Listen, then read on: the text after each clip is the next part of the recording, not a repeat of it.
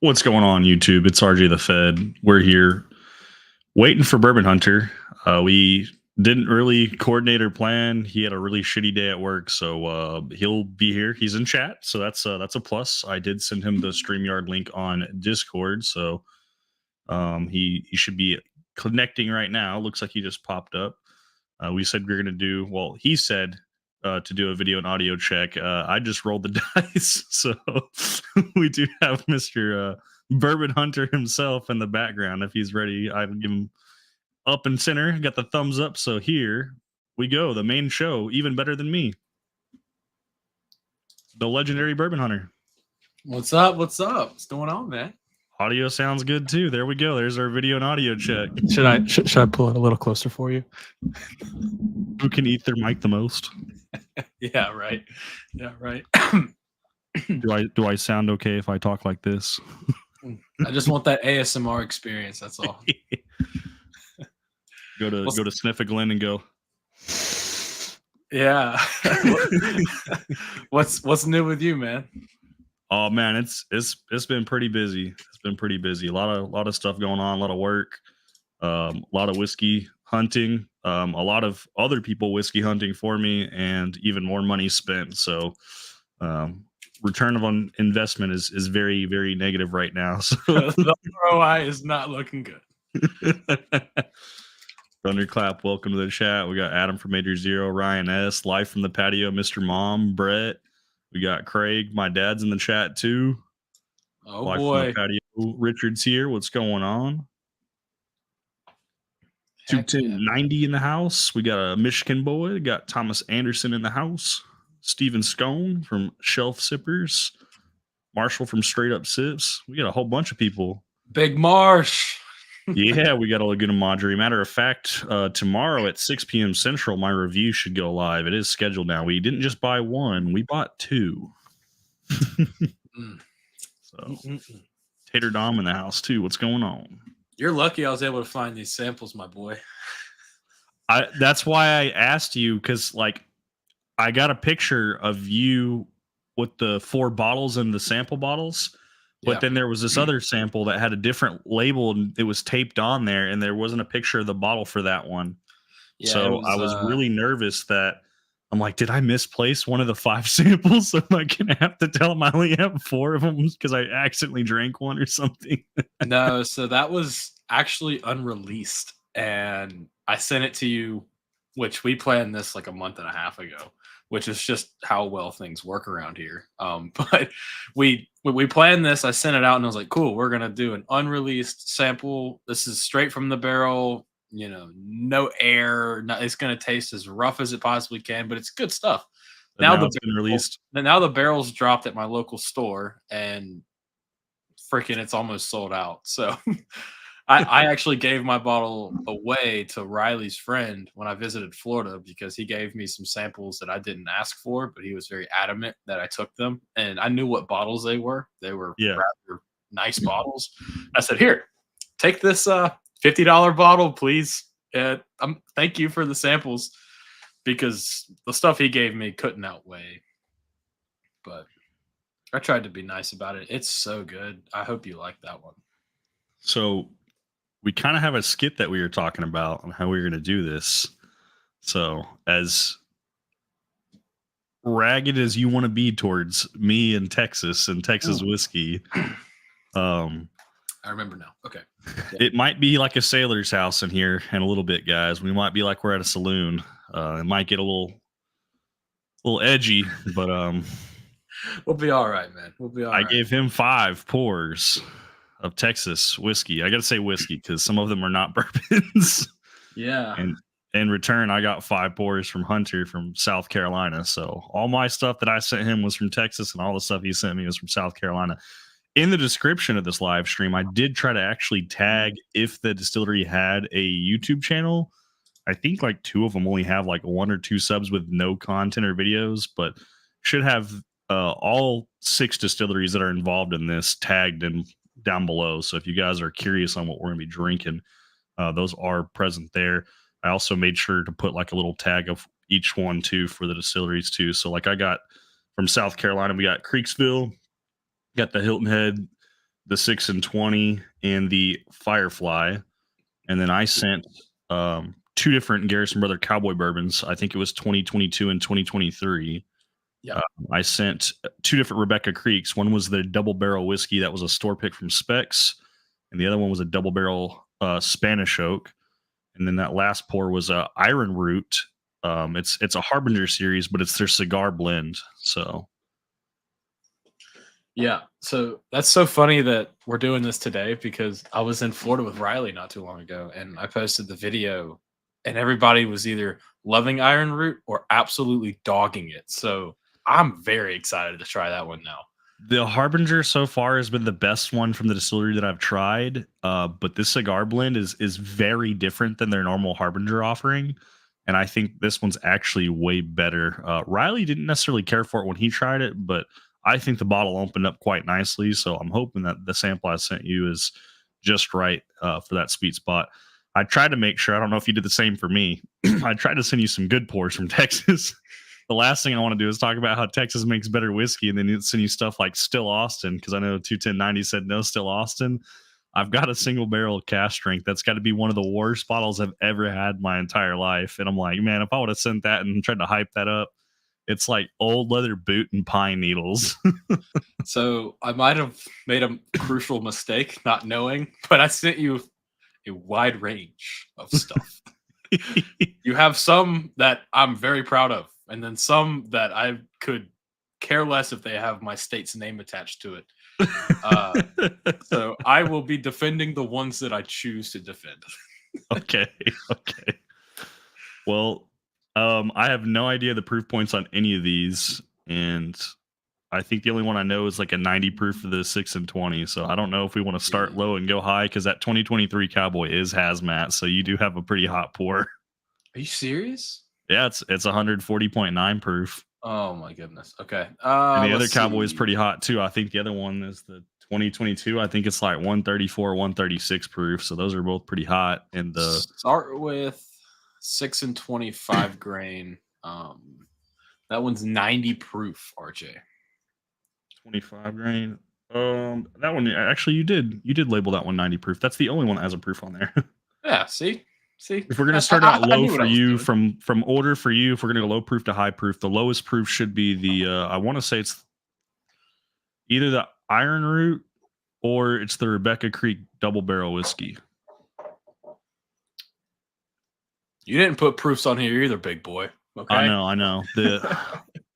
I can't remember the proof on the Iron Root. I'd have to grab the bottle. I have 2 Rebecca Creeks. Yes, one of them's a double barrel Spanish oak. That one's 128.7 proof, and the other one's a double barrel whiskey. That's a store pick. That one's a lower proof. That's like around 111 proof.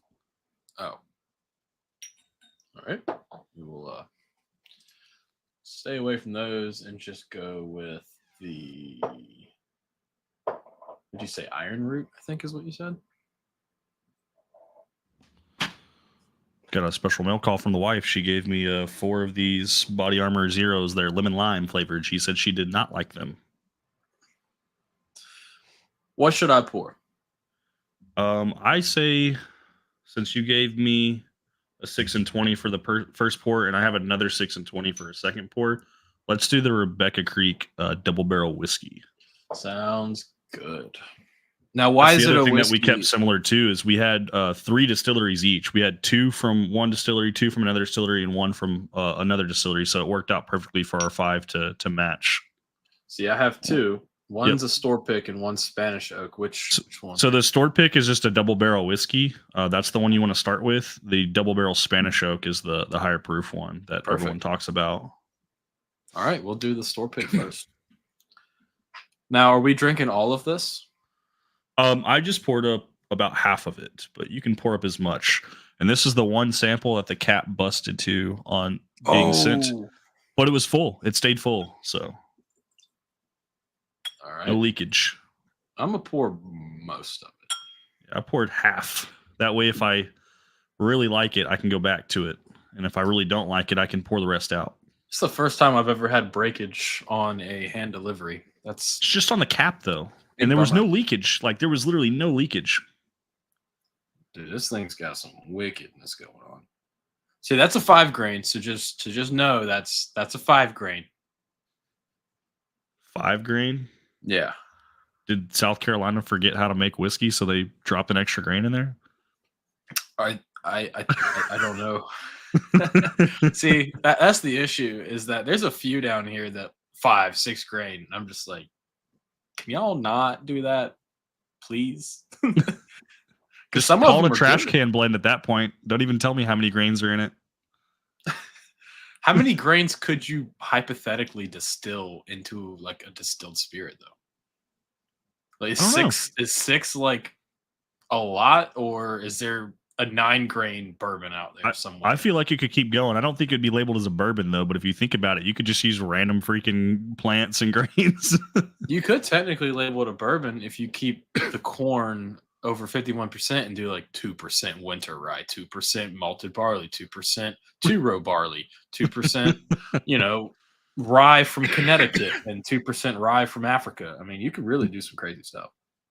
What is that? The Peruvian corn too. There was another Yeah, one. and then you add Black corn, some other types of corn, like the red corn, and blue corn, white corn. Yeah. There's got to be a distillery out there doing like the holy absolute trinity most. trio with all 3 types of corn. Capitalize on the label too. Post the on the actual label, have the mash bill, so it's like a whole book report, and it's in like 1 centimeter font.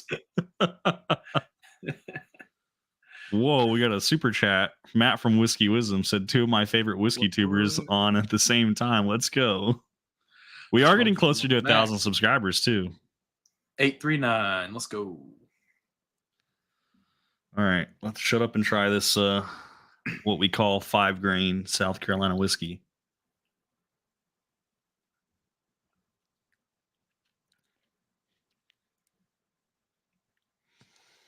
There's like no ethanol, no heat. All right. I was expecting worse. The grain is pretty grainy. It's not like a Frey Ranch though. Frey Ranch I really hate. It's like fresh cut grass, and I don't know why anyone would want to drink grass. This is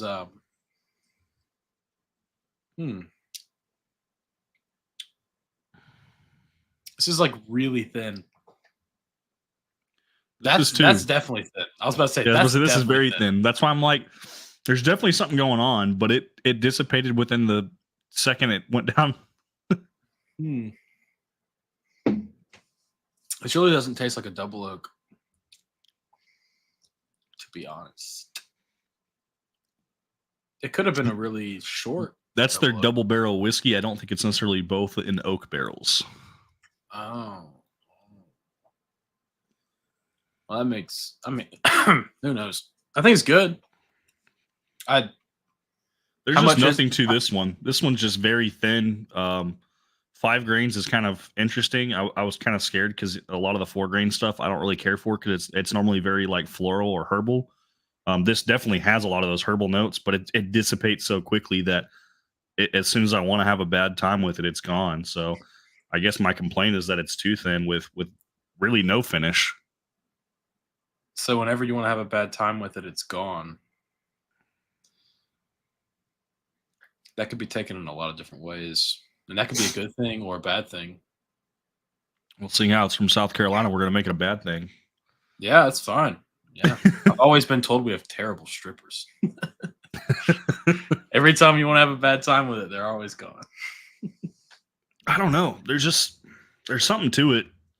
There's a little bit of that wood flavor in it, but I can't put like an actual tasting note to it other than it's herbal.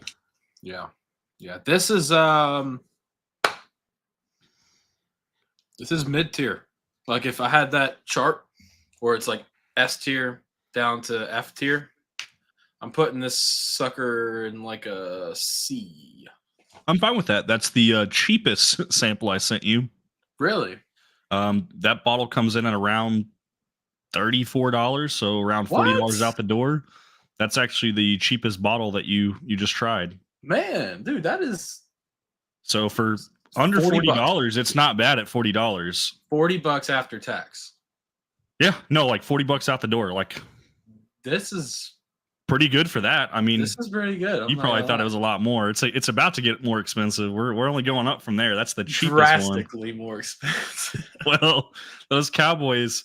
So when it comes to super hyper allocated bottles, I like to buy a lot of them on secondary if they're not like a big tater bottle, which Garrison Brothers isn't. I actually got my Garrison Brother Cowboy bourbons, most of them on secondary for below MSRP because no one wanted to be stuck with those bottles and no one was buying them. They bought them up thinking they could flip them and they couldn't make any money off of them. So they sat on them and then they couldn't do anything with them. And they wanted to recoup their money and they were willing to take a loss on like the taxes. So the 2023, I think, is the most expensive one that I paid for, which was like $225. So this is C tier. Yeah. And I would say double barrel store pick from I'd say this is closer to my D tiers. Like there's just nothing going on here. Yep. That's probably the nicest thing I've heard about that, to be honest. There's just nothing there, honestly. Like it wasn't bad. Well, if it was bad, it wasn't on the palate long enough for me to say it was bad. I think that's where it was lacking, is it was just too thin. Mm-hmm. Good for them for trying. Well, you got another one in there. Yeah, and we're gonna move up to that one, and that's the cash strength, which I'm gonna get scared. Yeah, you're gonna get some flavor on that. Hold on, it is a store pick from Premier Spirits. Really cool shop, 114 proof. This is not a bourbon. This is 6 and 20 old money wheat whiskey. Yeah, your last one was not a bourbon either. It's just labeled as a whiskey. Right, and this is a wheat whiskey. So maybe you'll like it. Man, look at that handwriting. Somebody hire me to color. 114.6 proof. I put tape over the labels now, so sometimes it smudges it or smears it or gives it glare, but it's the only way I can guarantee that if there's any kind of leakage, it doesn't take away the label. It's probably a good idea. I'm sorry I didn't do that. All your labels made it, though. Not a single issue. Even with the cracked lid. That's why I said the cracked lid, it should have wiped out every label that was in that box, but there was no leakage. So oof, that would have been fun. Yeah, an actual blind where I don't know what it is. It's all bad. It's all bad. This one sucks. This one sucks. Yeah, so I just was peeking on Bruzel's stream, and he just drank some Firefly and was like, blah blah blah. It's actually pretty good. This and that. It's sourced Sazerac Buffalo Trace mash. Okay. So what do you expect? It's just aged in South Carolina, so that sucker gets hot quickly. So that one I'm excited for you to try. Well, I'm going to do the cash strength, and then from there, I guess I'll move on to the Firefly. Is that the hottest one I sent you? Yeah. I don't know. You sent me the Firefly, the Hilton Head, and the Creeksville, and then the 6 and 20 cash strength. Was Hilton Head should have been your second pour.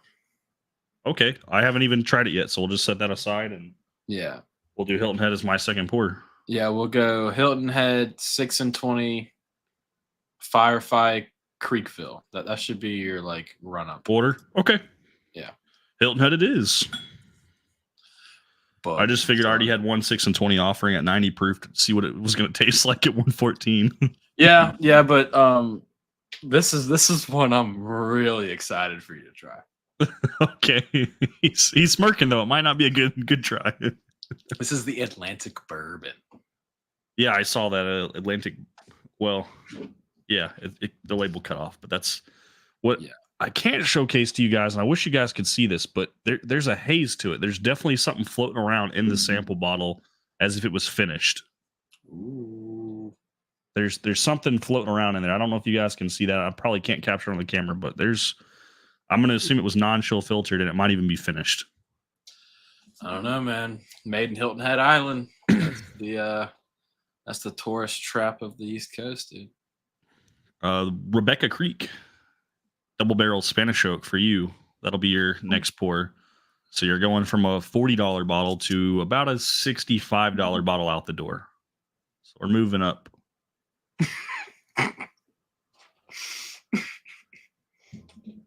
Mr. Mom, you're killing me, dude. Someone posted a video. I'm not going to name their name, but if you guys are part of the Discord, he has a picture with the Bruzel Club shirt, and it shows him picking it up, walking it over, and dropping it in the trash can. Mm. We That got a Rebecca lot of the Creek guys in here tonight. We got store pick. It's pretty good. we got Josh, one of the Rye guys. We got him in the house. We've got Rye guy. TJ. We got Shadow. Got Gil. What's going on? That's a new name. What's up, Gil? Welcome. John from Bug in the Sun. Who else we got? I got anyone else in here? Jose Sanchez, Smokey Bear 23 here. What's going on? I do remember Smokey Bear, so we're on a different account, it looks like. Yeah. Hopefully you didn't get banned from your previous one. Dude, I think is it Smokey that's got the hookup with the stuff from California, I believe. I'm not sure if he's from California, but Smokey definitely has some hookups that I'm aware of. Yeah. Gil has a picture of a Jack Daniels 10 bottle on his profile picture. I literally just bottle killed one of those the other day. And I mean literally just killed, like, here's the empty bottle. Lucky. If I had extras, I would. That JD10 was good. I crushed it. Yep. Dude, so you can get some tore up. Matter of fact, if you want one, send me a text, man, and I'll get you in touch with my buddy High Proof. He just picked up another case, so he's got 6 more bottles available for purchase. So RJ, why don't you tell them where you found that without doxing my ass? Why don't you tell them where you found that thumbnail for this evening? So we wanted to do this like months ago to have a live stream, and we kind of came up with the concept. We made the concept happen, and I pretty much quickly said, like, I want to get this on the books and have a date, and I want to get a thumbnail made. And I asked him very clearly on what I wanted for the thumbnail. Live from the patio. Thanks for the $4.99. Please, I hope that doesn't summon that guy. If he starts spamming Escape from the City, I want one of my moderators to time him out and tell him to take it to the Discord. But I was trying to get this photo from him, and my thought process was like, James Bond, but have him holding like, a bottle, and then I was gonna go back to back with him with a bottle as well. I was gonna make him hold one of the bottles from South Carolina, and I was gonna hold a Texas bottle. And I was like, I think that'd be really cool. We could make it like it's a shootout, like Western style. I could put like a "Don't Tread on Me" from Texas and really like, push the Texas stuff and even have like a flagpole with the Texas flag above the South Carolina flag to really be that guy. And then here he is the day of, still don't have the photo I'm asking for. And I'd asked more than once. And he sends me this like screenshot from his phone. So like I try to clip it and it's so freaking low quality. And I'm like trying to find something from his channel or something I can rip. I'm like, I can't even rip a photo from him right now. So I'm like, you know what? I know his first and last name. I'm going to start Googling him and see what I can find. So I started looking for him on like Facebook, couldn't find him. Then I'm like, I'm just going to throw it in Google and see what happens. And then I find this website and I'm like, oh, okay. And I'm not going to say that a website, I'm not going to say his last name, but it wasn't very hard from a Google search to find multiple photos of him from back when he was playing sports. So we were kind of playing a game in chat when the live stream first was about ready to kick off, where we were trying to guess the sports. I know you picked up on Simone when someone had guessed volleyball. So I was hoping someone was going to guess the sport, and then I was going to have them try to guess the position that you played. But we didn't quite get there because it was too close to kick off time. But I just thought it was funny because I was like, you know what? I can capitalize with this photo. And I'm like, so I didn't know how it was going to look on the thumbnail. So I actually took 2 pictures. One would be facing this way and one would be facing this way to see which one would work. And I was like, do I do it back to back or do I do it like we're a head on face off? Like, how do I make this look decent? I threw on the Weller jersey because I was wearing a tank top and I'm like, oh, the Nike tank top ain't going to cut it. Like, let's put on the Weller jersey and then let's throw the cowboy hat on too. So heck yeah, dude. Nah, man, that was a hoot when you sent that to me. You're like, here's the link. I said, holy shit, where did he get that? I really wanted to spend more time with the thumbnail, and I really wanted your approval beforehand, but I was like, you know what? He didn't have a chance. He didn't have a choice now. You said you're having a shit in a hard day at work. I said, he gets what he paid for. If he wanted to pay for it, he wanted to take the time. We could have worked on this together. Probably made it look a little bit better, but I was like, hey, I'm short on time, and I'm gonna roll the dice. I'm gonna be funny about it. So it's all good, man. I loved it, and I showed it to one of my friends, and he goes, "Are you cool with this?" I was like, "Dude, I don't care. I mean, At the end of the day, Well, I whatever. cropped out the background and I tried to make sure I cleaned it up enough to where they couldn't Yeah. really tell what it was, and it's not the most picture perfect clear photo. So I mean, maybe you guys can clip that image and do a Google reverse search to find it. But Google Gemini. but if you're really looking for him, I'm sure he wouldn't mind just sharing it on his own Discord. But I just thought it was funny because I was like, you know what? I found a photo that'll work. There was only 3 photos on that website. I'm like, this one will do. Golly. Yeah. I knew that was bound to happen at some point. But oh well. I really wanted the "Don't tread on me" snake though. He said, "Don't step on snake."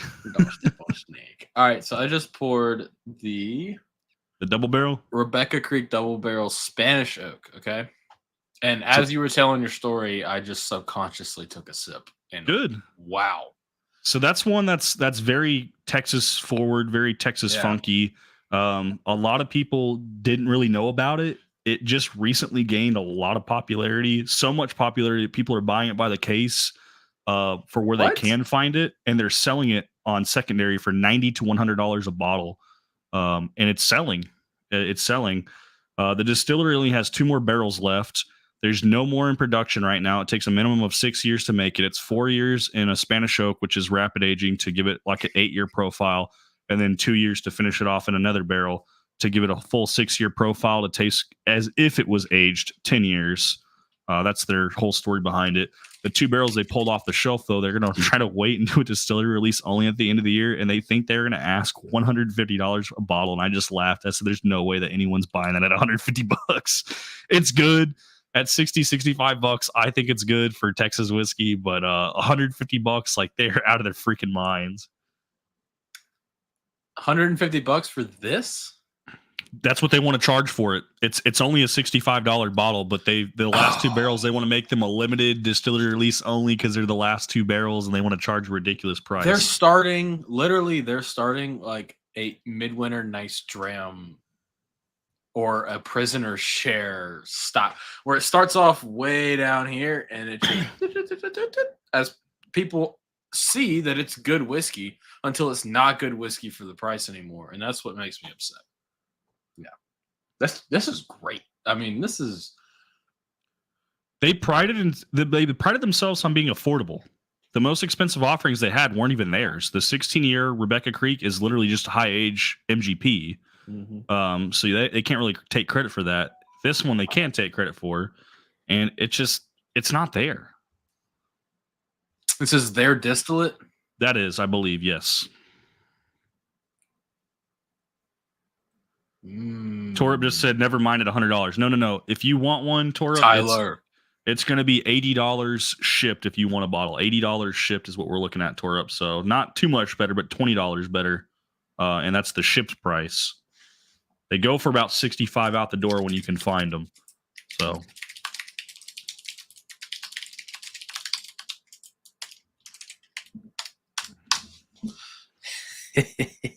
Jimmy Red Peach Brandy Casket finish versus anything in Texas. That's a dub. That's such a good one. Well, I'll tell you what's not a dub. This Hilton Head is not a dub, man. This is so bitter. Dude, it's so fucking terrible. I'm over here trying to enjoy it because it's definitely unique. Like, it's different than anything I've ever tried. So I'll give it some points on uniqueness. No, it doesn't deserve any points. It's the worst bourbon I've ever had in my life. Is it actually labeled as a bourbon? Yeah. It's called Atlantic Bourbon. And I reached out to the distillery and they're like, oh, yeah. Like, it's totally a bourbon, blah, blah, blah. I'm like, is it big barrels, small barrels? Like, what's going on down there? And couldn't get any answers. And I was like, you know what? Nope. I don't know about this, man. This is not good. So bad. I'm chalking that up to a big X for us, dude. That thing sucks. Like I said, I would give it a couple points just for the uniqueness, but it's not good. It's very bitter. Nope. It's got a heavy oak profile, and it's got some, like, it has a fruit note, but it's like as if the fruit was no longer ripe and it was like expired, like ready to discard, and they just put it in a barrel. I don't know who's over there making that, but I'd love to talk to them. Well, I'll tell you, the same person who's making it is probably the same person running their YouTube channel. Do they not have one? They have one, but it has like nothing on it. That's why I tagged them in the description. So if they see this and get to it, unfortunately, I don't have a good review for them. Hopefully, they'll do better. Hey, With all reach that out money, to you me. think they could do better? I'm local. Reach out to me. I will show you the light. We'll send you Nancy Fraley. She'll fix it. I can promise y'all aren't selling that many bottles. Y'all need to reach out. We got some work to do. What is Bug talking about? Southern Collective. I don't know anything about them.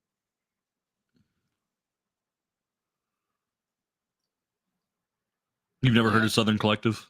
I've never had anything from them. I've seen this label before, but it's some pretty good stuff. Where's it made? It says best barrels out there. How do they? He hasn't quite ranked the Rebecca Creek double barrel Spanish oak. He just ranked the Rebecca Creek.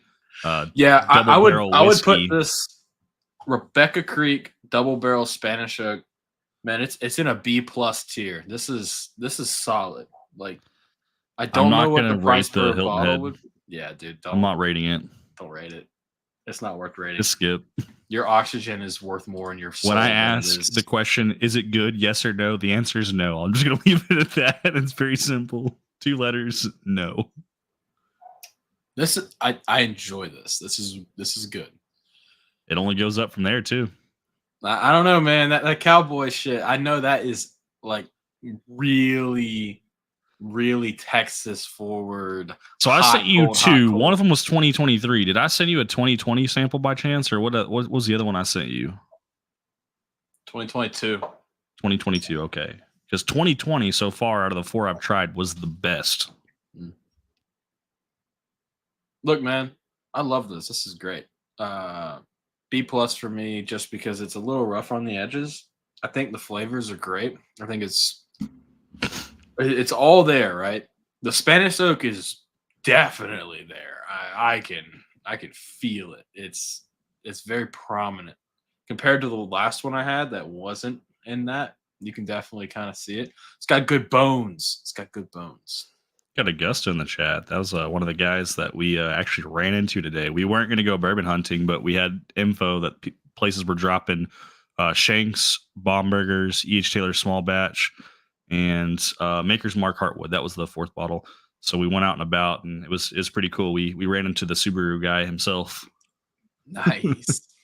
Dude, I wish I knew you were wearing your cowboy hat tonight. I mean, you always do, but I try to. I don't always, but yeah, I try to. I would have worn mine. Yeah, you get the Bourbon Jedi in the house. I like how you have your own role for him. Yeah, man. He's the only one in it, too. Until he, like, gives the Force to somebody else, he's got it. You'll have to make them the apprentice, though. Yeah. We'll give them... See, I'm not the biggest Star Wars nerd, so I don't know what they call, like, the younger ones. Yeah, Richard's local to me, too, and he saw a lot of Maker's Mark Heartwood and the E.H. Taylor small batch. Unfortunately, I didn't see it as far south. Went to specs on Ragland. They didn't have anything yet. And the specs on Cooper, they didn't have anything when I first went there. But when I left and got home, someone messaged me and said, hey, they just dropped freaking Shanks. And I was like, are you freaking kidding me? I just got home. And somebody's got to hit that like button in this chat, bro. Oh, we're at 26. Let's go. See, and a lot of people are asking about that Maker's Mark Heartwood. I told people I think it's a hard pass. It is wood finishing series. If you like wood finishing series, then it's probably a good bottle. I think they're putting them in the cellar age bottle as a marketing thing, though, as to help push them a little bit harder. So I said I would. No, is it good? It's very good. Okay. Well, I was going to buy it. Have you had it? No, I was going to buy it and share it. All right. Do yourself a favor. Find one. I've been looking for one. It was supposed to drop today. Dude. Texas is behind, man. You probably had it for months. I've had it for, a little while. But hey, I'm telling you right now, right here, you'll like it. Hell yeah. What about Baumburgers and Shanks? Have you had those? I've had the Shanks from this year. I haven't found the Baumburgers. I have both, and I opened them the other night. Dude, the Shanks this year kind of slaps. It's really good. It's actually, in my opinion, it's really good. It's better than the Baumburgers. It's better balanced. It's sweet. It's easy to drink. I only found the Shanks. The blend between both is also pretty good, but the Baumburgers was a little bit rough. See, I got the Baumburgers from last year, and I have the Shanks from this year.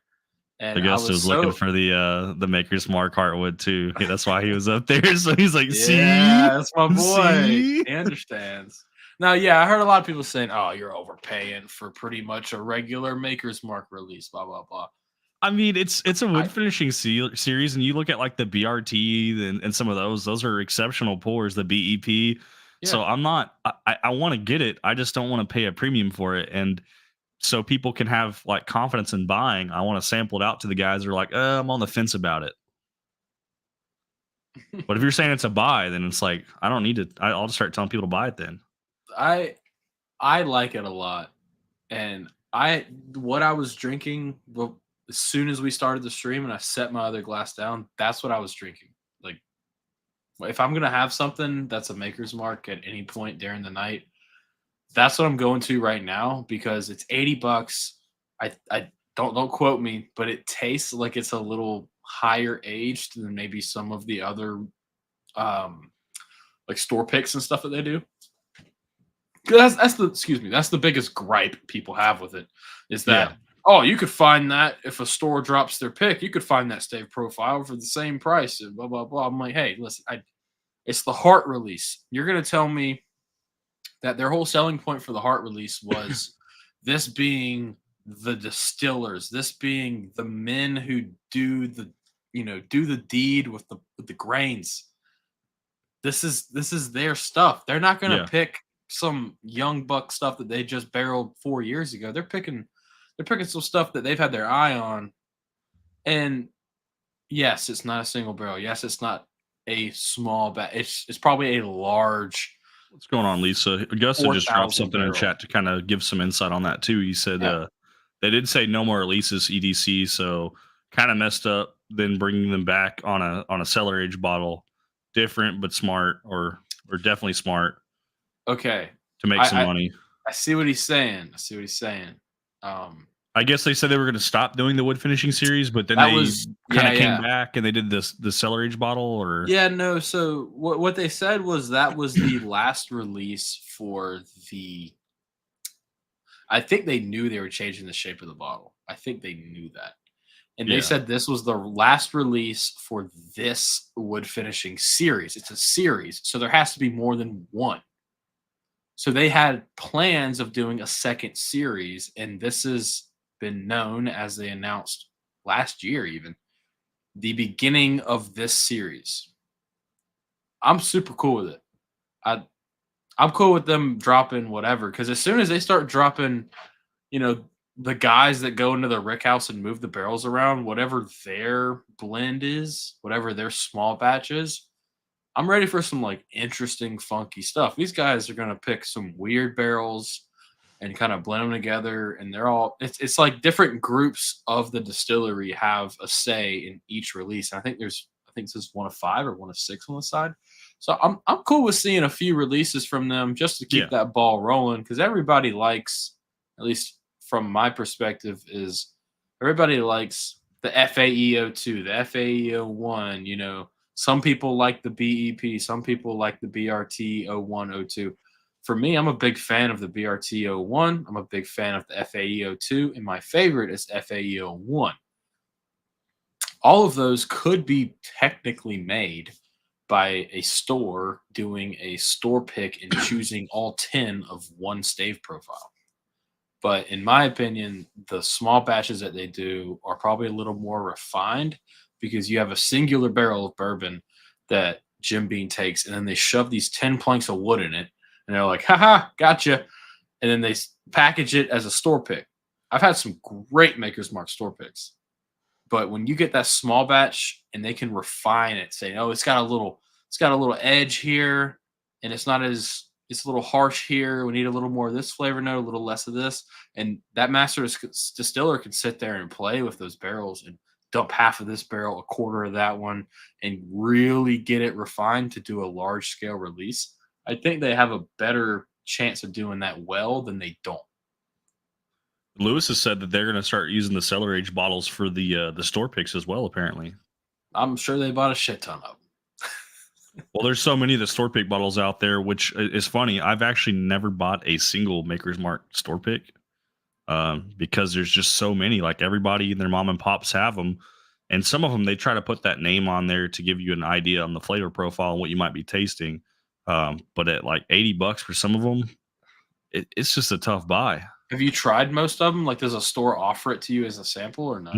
No store that has as many of those picks that they've ever had has ever offered me a sample of any of their Maker's Mark picks. And I think that's the biggest disappointment is like until I try it, I'm not sure. Yeah. Because some of the ones I've tried, I'm like, wow, this is actually pretty good. Do I want it for $75? Probably not, just because I have all of the other wood finishing series. So if I'm looking for something kind of like this, I could probably get it with BRT01 or 02 or whatever. TJ is saying they're already using the Maker's Mark cellar age bottles for the store picks. So it's interesting. It's no longer going to be a cellar age bottle. I'd love to know where that freaking icon came from on his profile. Oh, the naked mole rat. Whatever that naked mole rat is, I'd love to know where he grabbed that. Tater Dom, if you're in chat, man, John said that he could hand deliver stuff to you. So I sent a package your way like months ago, and I had it show back up on my doorstep as like a return to sender because it didn't make it to the delivery. So obviously something's different than last time I sent something to you. So just I guess reach out to me or John and we'll make sure things get to you. Hey, we got another big YouTuber in the house. We got Wade from Bourbon Hall. Wade. What's up, man? We hung out till like 1 o'clock in the morning, my time, on his Discord. His phone like died and we were all taking over the Discord and drinking. And at the end of the night, it was like all the guys that hang out in my Discord, just in his Discord. I haven't had a long night on Discord with y'all in a while. And it's those are rough mornings, man. I'll tell you what. I've taken a big step back and a big break from it, but I definitely need to get back on it because some of these guys, man, they're there. They're there late, dude. I can't do that. Man. So I have the next poured up. Yeah, I was about to say, let's move on. The 6 and 20 cash strength. You said you wanted me to do third. Sure. Yeah, I forgot what I said, but do it. So I would suggest before you go to high proof, that Iron Root Harbinger cigar blend is there. So you went from a $40 bottle to a $65 bottle to now an $80 bottle. Ooh. And it's 80 before taxes, so it's close to like 87, 88 bucks out the door. So we are moving up in price point as well as before we jump to our cowboy bourbons, which are you didn't very tell me expensive. The price of that Spanish oak. At least I don't remember. That's $65. I would $65 if you can buy it at specs at cash price. If someone's looking for one and they can't find them, we can do about $80 right now. Shipped. I've got a couple guys that are trying to move them. I don't have any, and if I did, they probably wouldn't be for sale. I have one bottle left that has like maybe a third of it left as one of their higher proof ones. The highest proof they made of that Rebecca Creek double barrel Spanish oak was 128.8. I have a 128.7. So, I mean, I don't need to buy a bottle. If you liked it and you want one, it's available. But I would. RJ, if only TJ said his freaking thing is he said it's my son. That's what he said on his profile picture. No way, man. Congrats, dude. Dude, that's awesome, man. I bet you were that was the happiest day of your life, wasn't it? There we go. Shadow's got it. He said, "Oh man, the time zones kill me when RJ runs late. East Coast is tough with those Texas guys." I'm East Coast too, dude. My ass is gonna be cooked by the time we get done with this. All right, so Tora, my pour is a 6 and 20 cask strength, 114.6 proof wheat whiskey, and Iron Root cigar blends. Very reddish color. Like I know the camera's like highlighting the red a little bit too much, but it definitely is a reddish color. That's the Iron Root Harbinger cigar blend. So that's a limited release too.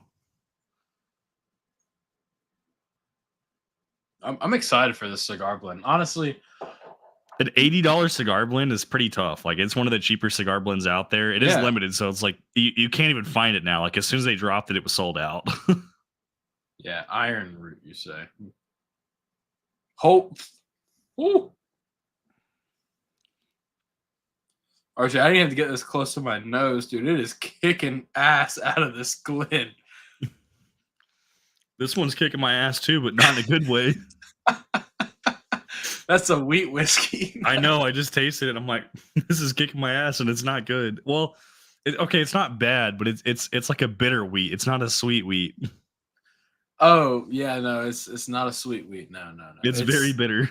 Well, it's aged in South Carolina, so it's got a little extra oak tannins attached to it, probably. Your wife asked you if you were okay in the morning, Wade. That's hilarious. His phone died. That's how long he went, but we went even longer than his phone could make it. RJ, tell me what you're experiencing over there, buddy, because I actually enjoy that bottle from time to time. I have to be in the mood, but I do enjoy that pour. So, if a 4-grain grainy pour like Frey Ranch, that I don't like, by the way, had a baby with a wheat whiskey with a very sweet fruit note, like a grapefruit note, had a baby. That's what I'm tasting. It has a lot of sweetness and a lot of fruit notes on it, but it's getting a lot of pushback from a little bit of the oak flavor, but a lot of the grainy side of things. It's very herbal. I think that it's definitely unique, and I do like the sweetness, but it's kind of hot. And I'm not saying it's hot because it's cask strength. It's hot because of just the way the oak and the grains blend. It's not going towards that sweet profile. It's really trying to hang on to that hot oaky taste. Yeah, I mean, I don't know. I haven't had it in a while. So The front of the palate is super sweet, super delicious. There's no bite, no burn. When it enters the mid palate to the end palate where it starts to change. this smells really good. Now TJ's saying it's a god. I'm getting. Lewis is saying that the cigar blend is not a true cigar blend, though, for the iron root. So that's what he's saying. Oh, Lewis, don't burst my bubble, man. I was just starting to like it. Yeah, so in all honesty, RJ, this smells close to pretty much every cigar blend I've had. And that's like a weird way of saying it, but I was expecting maybe some more Texas funk involved, and I don't It's got a little bit of find the Texas funk on the palate itself, but on the nose, it was very muted compared to what I was expecting. Shadows over here saying reviews are never the same from one person to the next. I don't even feel like my review for the same bottle's the same from the next to the next time I try it. Oh, I see why people don't like this. Yep, found it. Texas funk.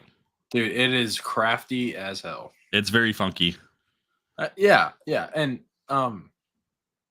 there's a distillery here. Riley doesn't like it, which is why I'd say Florida can own him, even though he came from Texas and moved to Florida. I'm going to say Florida can claim him. So there's a distillery here called Highwire, and they do a 100% corn whiskey. Jimmy Red Corn revived it. It's called Revival or whatever. Master distiller Alex. I'm an idiot. Alex. He's awesome.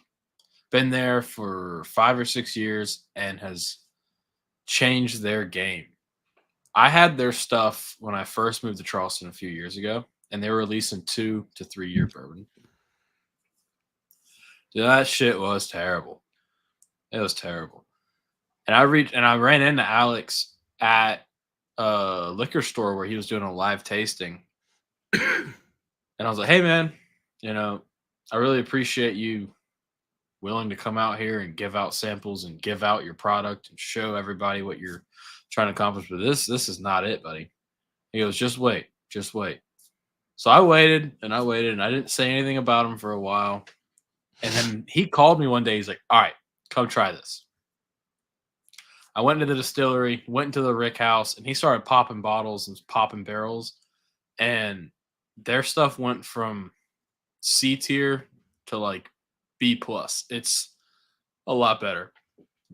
And I say all that to say there's a craft level that you can't get rid of. They use cooperage. They use I think it's called Melvin cooperage. They use a few of the most mainstream barrels possible. Doesn't matter. It does not matter. It is the rick house, in my opinion, that gives some of the most impactful amounts of flavor. Humidity, elevation, I mean, heat. everything. Yeah. He is freaking sea level downtown Charleston. Downtown Charleston is like 10 or 15 feet above sea level because every time it freaking rains 2 days in a row, I can't go down there because it's flooded. So, I mean, the humidity's got to be maxed out. And then at the same time, they're using 100% corn mash. So even their funk is extra funky. I like most of their stuff. He's given me samples of stuff they haven't released yet. And I'm like, you can do better. Nah, I've had better from you, blah, blah, blah. They're about to release a double oak, dude. I think that's where that corn, that 100% corn whiskey, Going to really develop. Really takes on that extra development that it needs. And all that, I mean, literally, I'm getting that same funk out of this iron root that I get from their distillery here in Charleston because it's so hot and then it's so cold in the winter and then it's so hot again. And you're always getting that Gulf breeze right there in Texas. That's that Gulf wind, that hot, moist air coming up from the Gulf of Mexico. We're pretty far north, but yeah. But still, it's there. And that's the way, that's why hurricanes are attracted to Texas somehow. Got Jeff in the chat. It curves. But yeah. Torp really wanted me to punish you, apparently. He wanted me to send you some of that liver so you could use those liver crisp and dunk the beef liver crisp in the whiskey. I'm more of a pork rinds kind of guy. Kelvin Goofball. Here we go. Iron Root are cool people. I really like the Promethean from Iron Root, which that's another harder to find offering that's gets a lot of hype too. The Harbinger gets a lot of hype too. This is the cigar blend of the Harbinger. So this is like their 10-year anniversary pour that they did. Super crafty. But I like it. I do like it. I don't think it's better than the last one I just had, but I do like it. Talking about Still Austin and avoid the funk. I don't know what funk they're avoiding because I thought that some of that stuff's not good. So that Texas distillery over there named Still Austin's got something going on, and it's not anything good. I don't think so, man. I wanted to give it a try with their limited releases. I want to get a Monster Mash from them.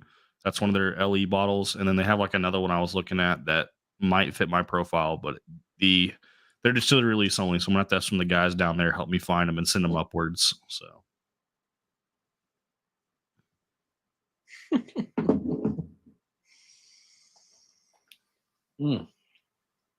there we go. Jeff said if it doesn't say Bourbon Hunter on the bottle, I don't want it. Yeah. I don't know if you saw that super long monstrosity of a video I posted today, but Jeff was there for the second half. And the second half, Jeff, when I did show him, I only showed him like twice.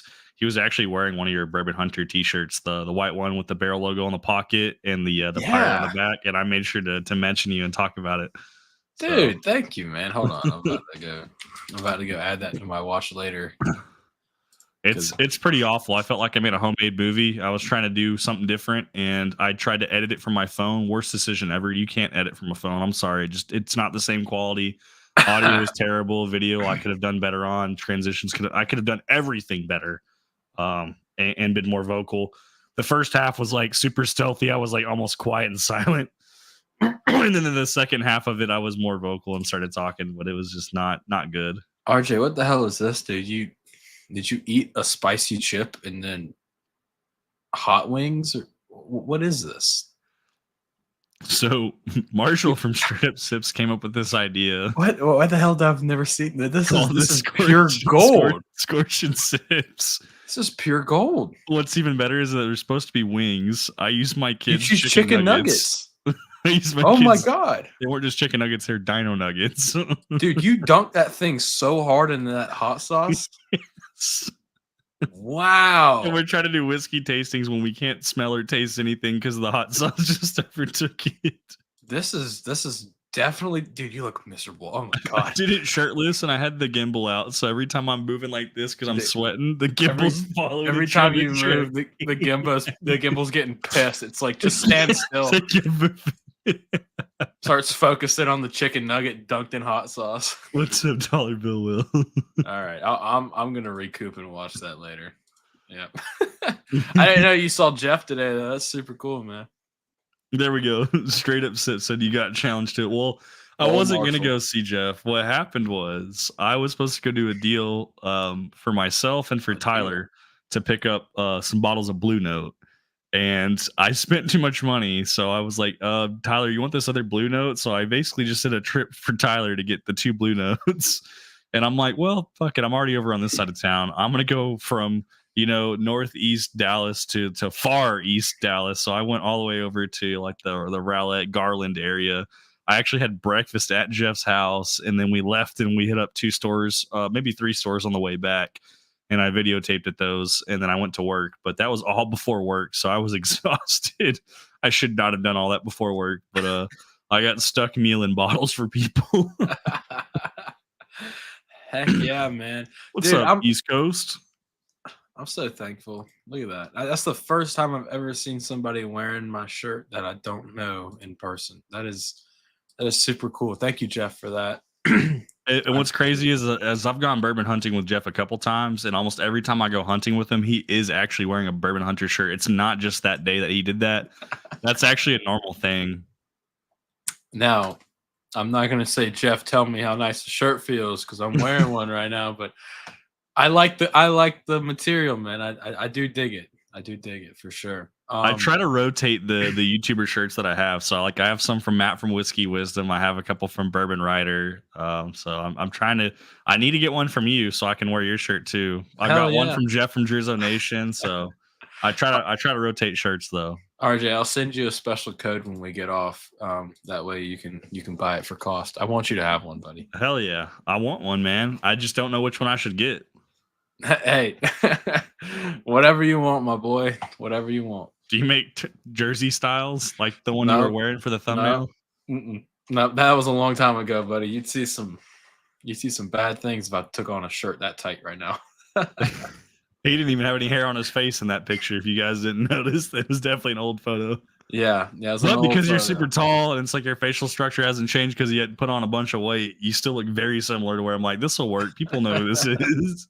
Because I was really contemplating, I'm like, do I use this old photo? Are they gonna know who this is? It was like 2017 or 18, man. I was 18 years old. I wasn't even drinking whiskey. Torip says, send me that code too. We got guys wanting to get clothes at cost. Yeah, actually, I might just order it for you because that way I don't share the code. That special code doesn't leak. That's funny. I just think it's funny that Torip asked. So, you went from Rebecca Creek to Iron Root. Yeah, man. Now it's time to play with the big boys, though. You want to go? You want to hang out with the big dogs? So, I'm moving on to the Firefly, and I would suggest you start with the 2022 Cowboy, which. I'll be impartial to against Texas. I think it's one of the he's trying to get it to focus so we can see the actual etching on it. We can't even see it. Doesn't matter. The 2022 I think is one of the actual one of the worst Cowboys I've had out of the 4 that I have. So we need to try it first so I can shit talk you. That's what. I'm ready for it, man. I'm ready for it. It's not that bad, but I will say the 2020 was the best from Fresh Crack. The 2023 was obviously hot because it's hazmat proof, and I left the cork off on accident overnight, and I tried it because it aerated basically for like 12 hours, and it really opened up. And because of that, when I tried the 2021 and 2022 and I didn't care for them, I basically did the same thing and let them air out for quite some time. Well, you let it air out, so I'm not. Yeah, no, it's already been aired out, so it should be good to go. So dark, man. Oh yeah, like motor oil. Oh my god, JC. So we got Josh over here saying from he said he wants to flip bricks for a shirt. I don't know what that means. Buffalo bourbon enthusiasts, cheers! Super late. Hey, I mean, you're still here, man, and you're not that Yay. late. We only had 5 pours, and I'm on pour number 4. So, Yep, we're getting there. We're getting there. and who's to say I'm not going to keep drinking afterwards? These are all the shitty South Carolina ones. I got to drink a Texas one afterwards. And Jose wants me to do a duck shirt for a Oh, this BH smells shirt. good. This Firefly smells really good. The nose on this is fantastic. Dude, dare I say? Jeff said he'll pay extra if it's already pre-used. How much for the shirt you're wearing right now? I don't want you to wash it either. No, I'm just kidding. This was actually the first ever like shirt I got made for myself, so I'll never get rid of it. Even better, send it to me. It's invaluable, buddy. And pour some Firefly on it so it'll smell good. Oh, it's so fruity and sweet. There's definitely some oak to it, a little bit of ethanol, but man, the sweetness on this is just, this smells freaking awesome. If it tastes half as good as it smells, this is the money. That is the National Bourbon Day release from 2022, 2023. I don't know, one of those years. And they haven't done one since. Single barrel, only made 150 bottles. Cast strength, like 6-year-old South Carolina bourbon. Fred Mimic had good things to say about Laguna Madre. Yes, he did. And I can agree. I think it's damn good. Is it as good as I spent money on it? Probably not. I don't think anything's worth more than $300, but did we spend $700 on 2 Laguna Madres? Absolutely, we did. Laguna Madre sounds like one of those words that you say on stream that gets you caught. You know what I'm saying? It's Garrison Brothers that makes it, but it's only 101 proof. It's their most super hyper allocated bottle. They only make 3,000 bottles a year.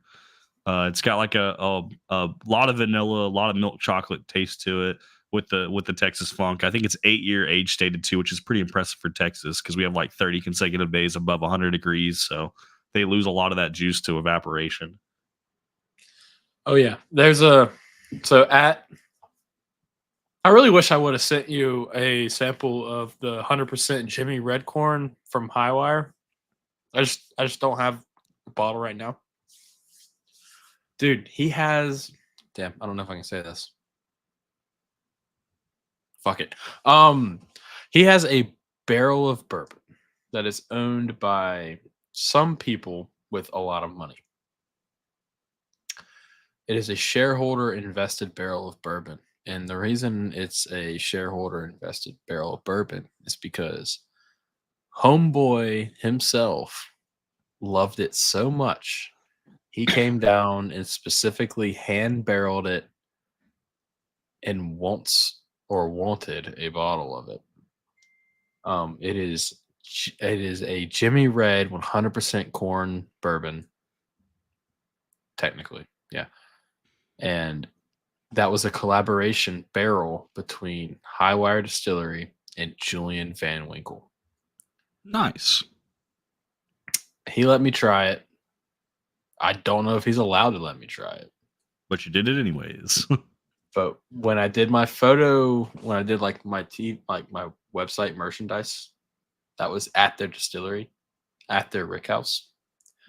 He just, with the forklift, comes over, sets down the barrel, and he's like, "You gotta try this." And I was like, "All right, cool." I'm changing t-shirts, moving the lights, taking photos, and he just hands me a glass, and I start drinking. I'm like, "Holy shit, dude!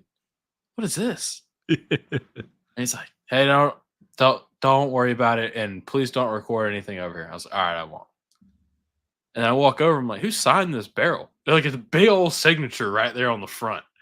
And he's like, "You can't read cursive, can you?" I was like, "No."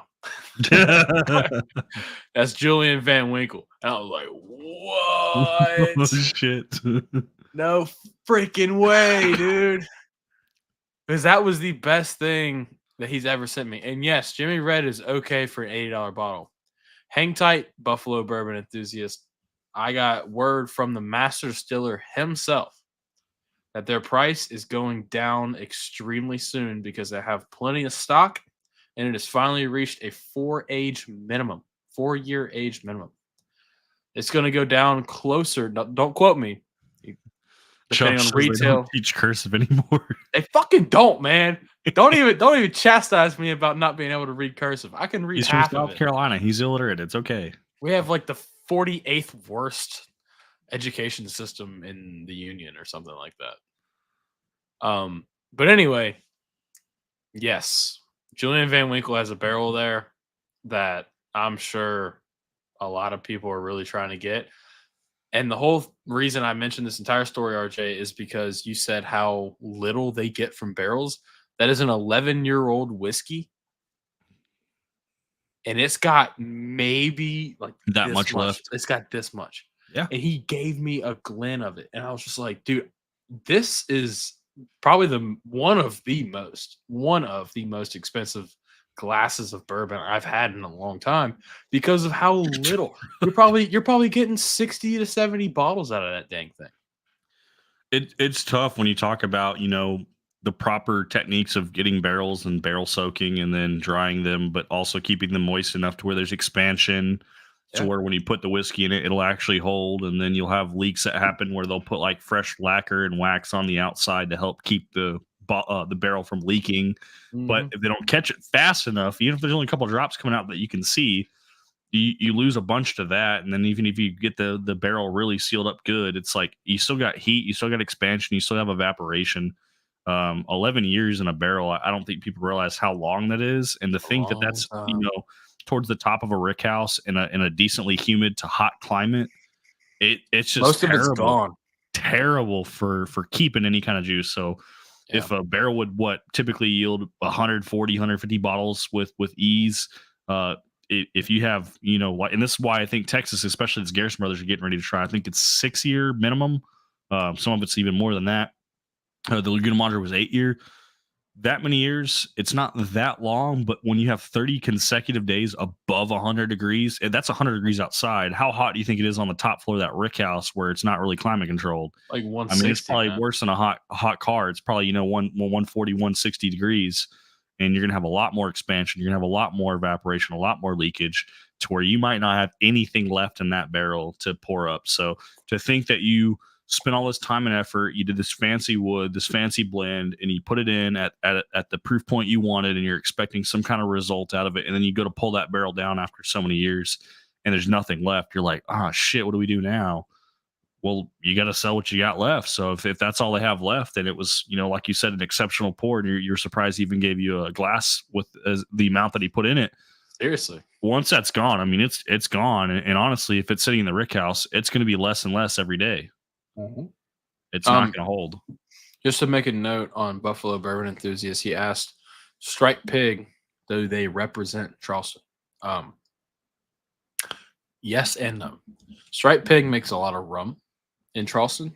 They are a Charleston distillery. I've not reached out to them whatsoever. Never had a conversation with them. Full transparency. But they do source from Bardstown. So if you had a store pick from them, any type of single barrel pick from them, look on the back, because more than likely it's Bardstown juice, and that's probably why you liked it. Have you ever heard of this oak that they use for the Garrison Brothers Laguna Madre? Mazine? Have you heard of it ever being used to make whiskey before? No. That's one of the things they pride and enjoy themselves on is that's the barrel that they finish it in. It makes for a really unique profile. That's why I was just kind of curious. At this point, I'm just going to start finishing bourbon and freaking palm tree oak. I mean, Richard's local. I mean, he hadn't even heard of this oak. So whatever it is, I mean, Garrison Brothers probably the only one doing anything with it. And I like the profile it comes out at. So I am curious, but is it pronounced limousine? That's what I'm thinking. I didn't want to say it. I was going to let you say it first. Hey, dude, I mispronounce shit all the time. I mean, we got LIM and then basically, the leftovers of cousin. So I'm like, yes, Limousine. Bourbon and coconut casks. Wouldn't that be some shit? Oh man. Honestly, Use some bamboo. I don't know. There's so many different trees out there, dude. Let's just start ripping them down, RJ. So this Firefly definitely drinks at a much higher proof point.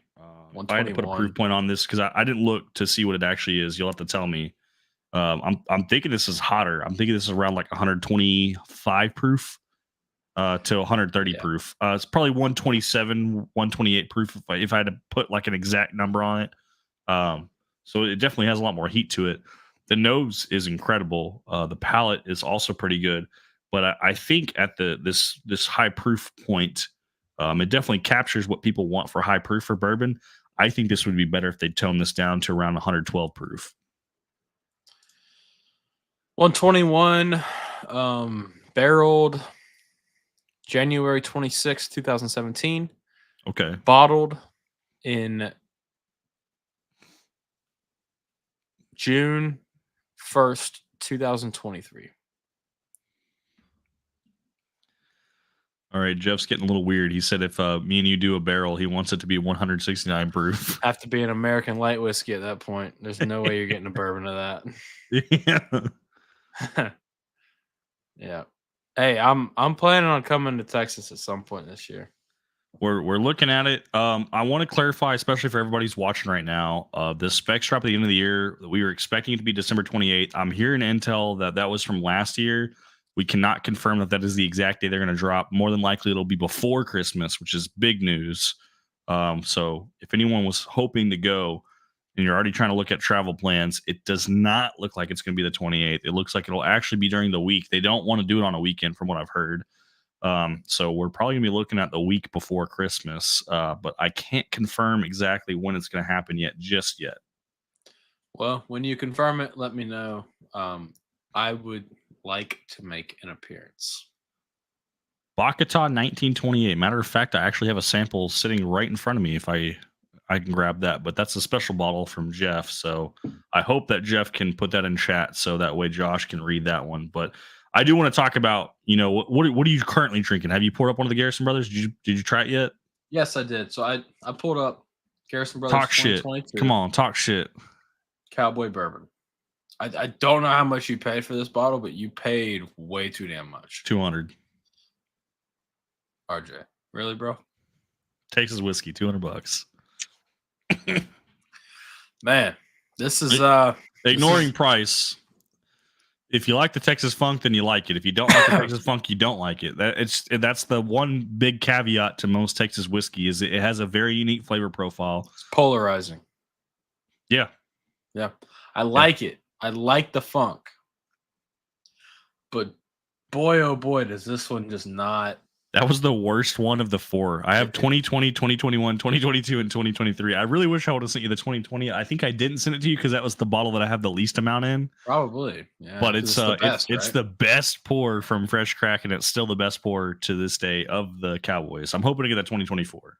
All right, so I'm not upset with it. You know what I'm saying? I think it's good, but there's a few caveats that I have with it, and one of which is just it drinks really hot, and I don't know what proof it is, but it drinks like it's like 135.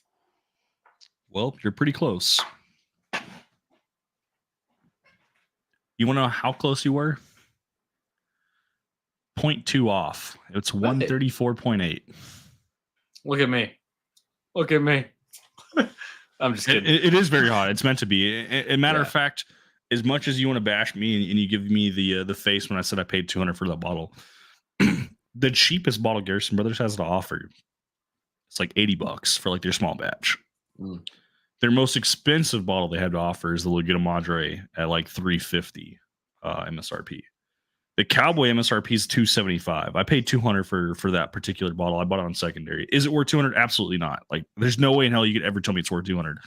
But when you have a distillery that has the cheapest offering at $80 and the most expensive at $360, and you look at the proof points of all of those bottles, you have 80 proof on the low end, and as you climb proof, you have a few that go to like 90 proof, 100 proof, 110 proof. Some of the single barrels can go hazmat, but those are around 120 to 130 proof. You have the Guadalupe, You have the Balmorea that are both below. The Ladybird is like your next highest proof before you get into Cowboy, and the Ladybird is a $200 bottle as well, and it's only 114 proof. So you go from a $200 bottle of Ladybird 114 proof to this cash strength version, with the $180 bottles being the single barrel cash strength versions that can get really hot, including hazmat, and then the Cowboy bourbons. So for the price point that the distillery is charging, which I'm not agreeing with their pricing, that's the biggest gripe I have about this one is the price. Garrison Brothers has always sucked with pricing. They're always way too high, way too expensive for what they have to offer. The Cowboy bourbon at the cash strength version that it has, I think captures the flavor of Garrison Brothers, of high proof Texas whiskey better than the single barrel picks. So at this proof point, this is the best that they have to offer when you want high proof Texas whiskey from Garrison Brothers, because the Laguna Madre, even though that's the most expensive, it's only 101 proof. So if you don't like it, you don't like it. I'm hoping the 2023 you like at least a little bit better than the 2022, because I like the 2023 better than the 2022. I kind of wish I would have sent you some 2020, as that was my favorite of the Cowboys so far. I still need to get a 2015 and a 2017 or 2019. I'm missing like 2 or 3 of the older releases that I want to eventually get. But I'm not willing to pay the secondary price. The secondary price of like the 2015 was like 400 to 500. I would have to pay a lot less than that for me to buy it. But I would like to have every liter of Cowboy bourbon at one point. Looks like Richard Shockley's wanting me to come to Texas. Yeah. And he wants to see you do an Iron Root pick, apparently. I'd love to visit their distillery, but with how much hate this last video got when I mentioned Iron Root, I'm not sure if that's something I'm comfortable with quite yet. I'll be honest, I've actually never been to any distillery. I've only been to breweries. So even though I have a whiskey channel, which in next week, for next Monday Night Live, the 26th, I'll try to get it scheduled up front. I'll try to get a good picture. I'm going to be celebrating 1 year of Whiskey Tube. It'll be 1 year since I started the Whiskey Tube journey. I do want to celebrate that. The water ball's getting cropped in and out. So I will celebrate that for sure. And I think it'd be really cool to do a pick. And I think it'd really be cool to go to a distillery, but I have yet to do that. And it's almost been a year since I've been in Whiskey Tube. Isn't that crazy? Dude, that is crazy, because I didn't celebrate shit for my 1 year, which was like April. I just kept grinding. I don't know. I wish I did celebrate, because the road that you and I embarked on is quite long, and there's very few people. And we started roughly around the same time too, which is crazy to see how you have evolved compared to me. And your video editing skills are definitely superior, and your content is definitely engaging. But the reactions you got to your content versus mine, a lot of people, and you kind of have it in your description for your YouTube channel, you're like actual entertaining content. People like bourbon hunts. I don't know what it is about bourbon hunts. I don't really care for bourbon hunts. I think they suck to record. I think they're very repetitive, but people love them, and they're still what's hot. And I think the way you capture them is it is entertaining. I think there is value. Quiet down now. Quiet down. Hey, nah, I enjoy filming almost every single one of them. There's plenty. I like of doing them different live. things. Now that I started doing them live, I have way more fun because I'm interacting with people and I'm letting them pick what I buy. Yeah. No, there's a lot of different like styles of content I'm working on in the background. There's a lot of cool things coming. But at the end of the day, man, there's nothing more exciting than jumping into a store, popping off your phone, and recording yourself somehow finding a $84 Four Roses single barrel pick from last year. Like, who the hell still got that sitting around? And then this guy who found it decides to take the Knob Creek store pick instead. The moment he did that, I was like, all right, buddy, I'm not going to convince you otherwise. Thank you. So your first store pick was Woodford. Technically, that was my first collaboration. Yes. This barrel coming out on Sunday. Your first solo. On Sunday is my first solo pick. Yep. And I actually got a bottle of its goodness. Did you forget about me on what your plan was for that bottle? I'm going to send you one. I'm sorry, I did. Yeah. You said that, and I'll quote you on Yeah, live. that's fine.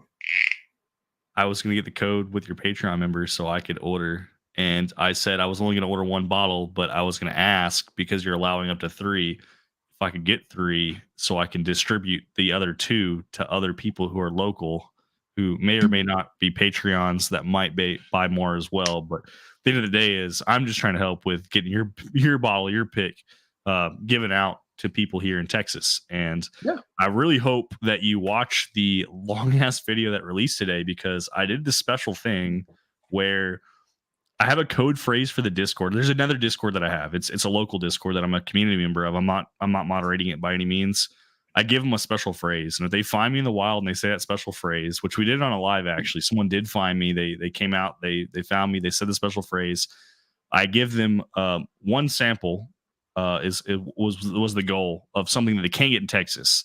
But every day that I'm not found, I add a sample to it. The cap is 5. We're not going to sit there and give someone a box of like 20 samples. But on day 4, someone found us, and on day 4 they got 4 excellent pours of stuff they can't get in Texas.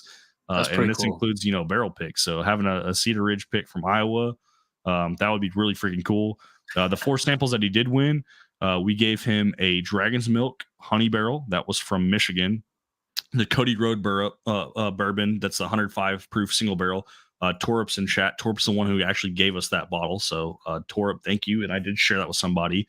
The 1 foot cock from Buffalo, New York, the Empire Rye. And then we also did a short barrel rye pick as well from Matt from Whiskey Wisdom and Sean from Echoes and Eternity. Yeah, so you got all I have 4 one. of those samples.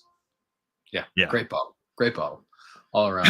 Yeah, Jeff so said he's going to be doing a single barrel pick from Buffalo Trace, and I've been invited to go with them. I don't know if I'm going to be able to make that one. We're going to try, but my first barrel pick where I might have some kind of collaboration or name on it will be actually from Buffalo Trace Distillery. No way.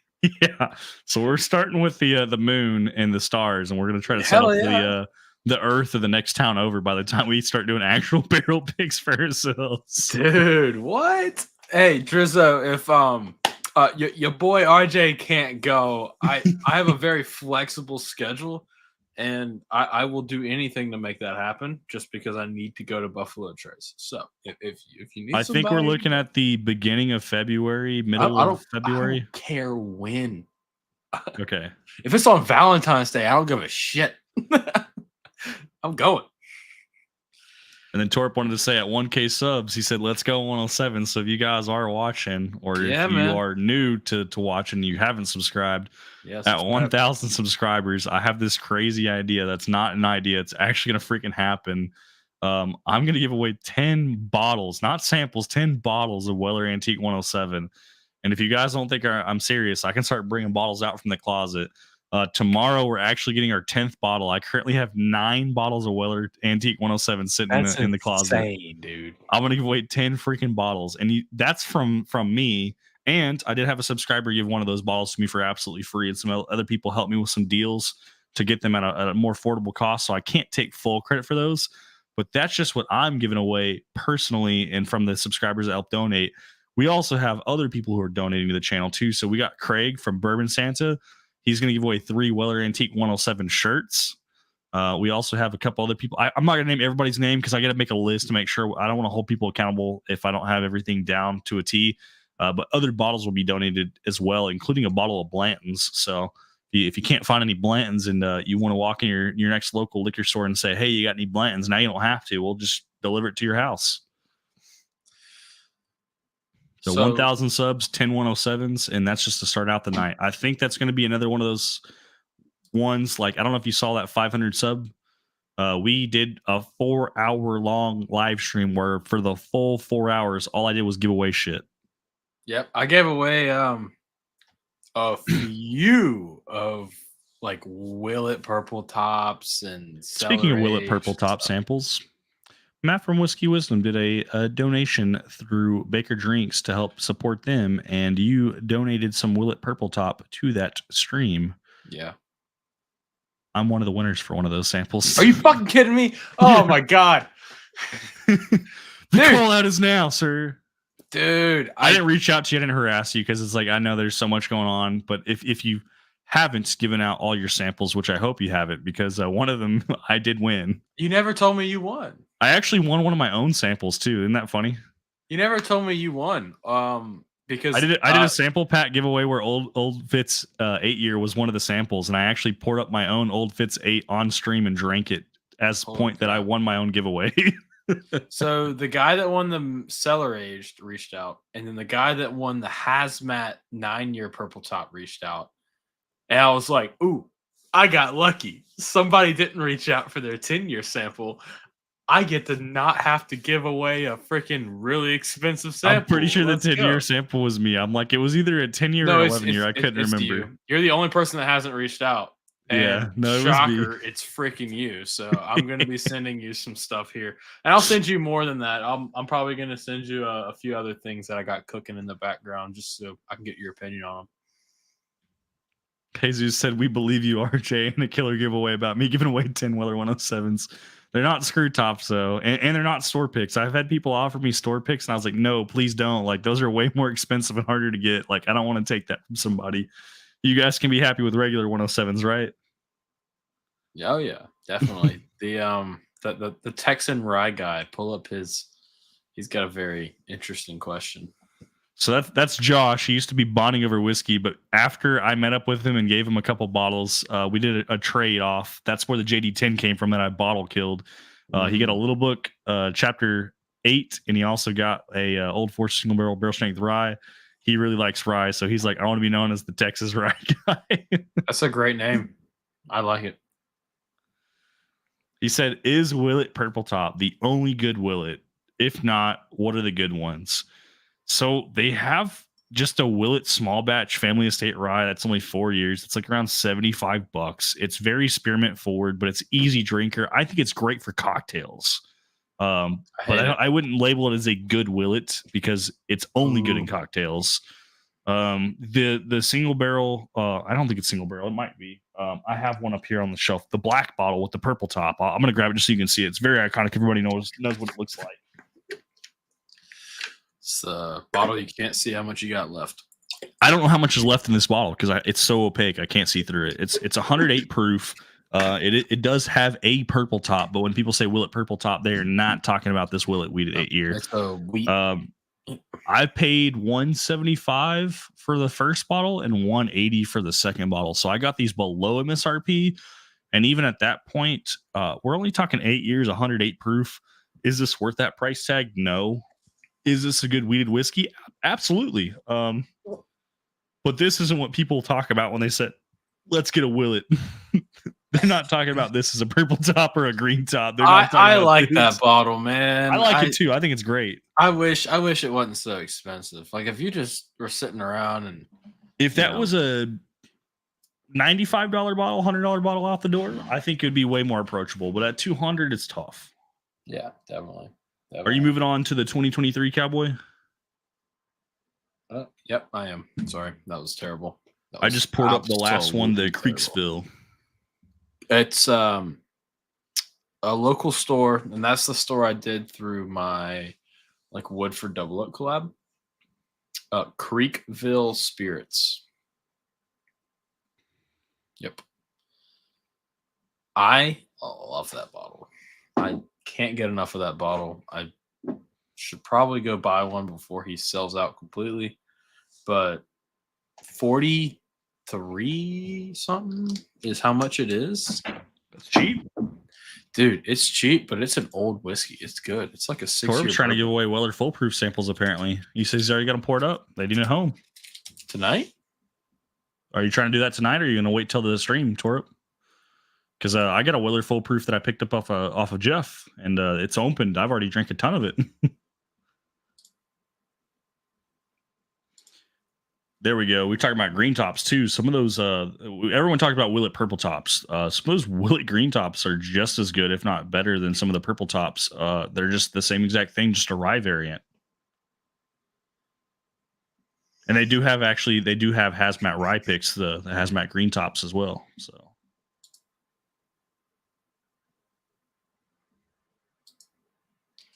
All right.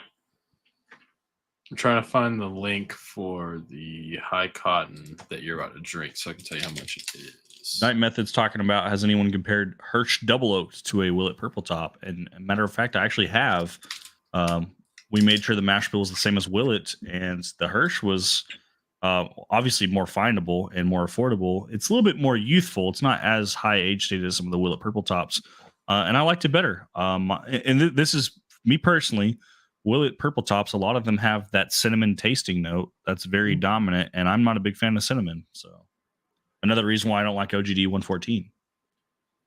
Oh, wow. I didn't know you didn't like that.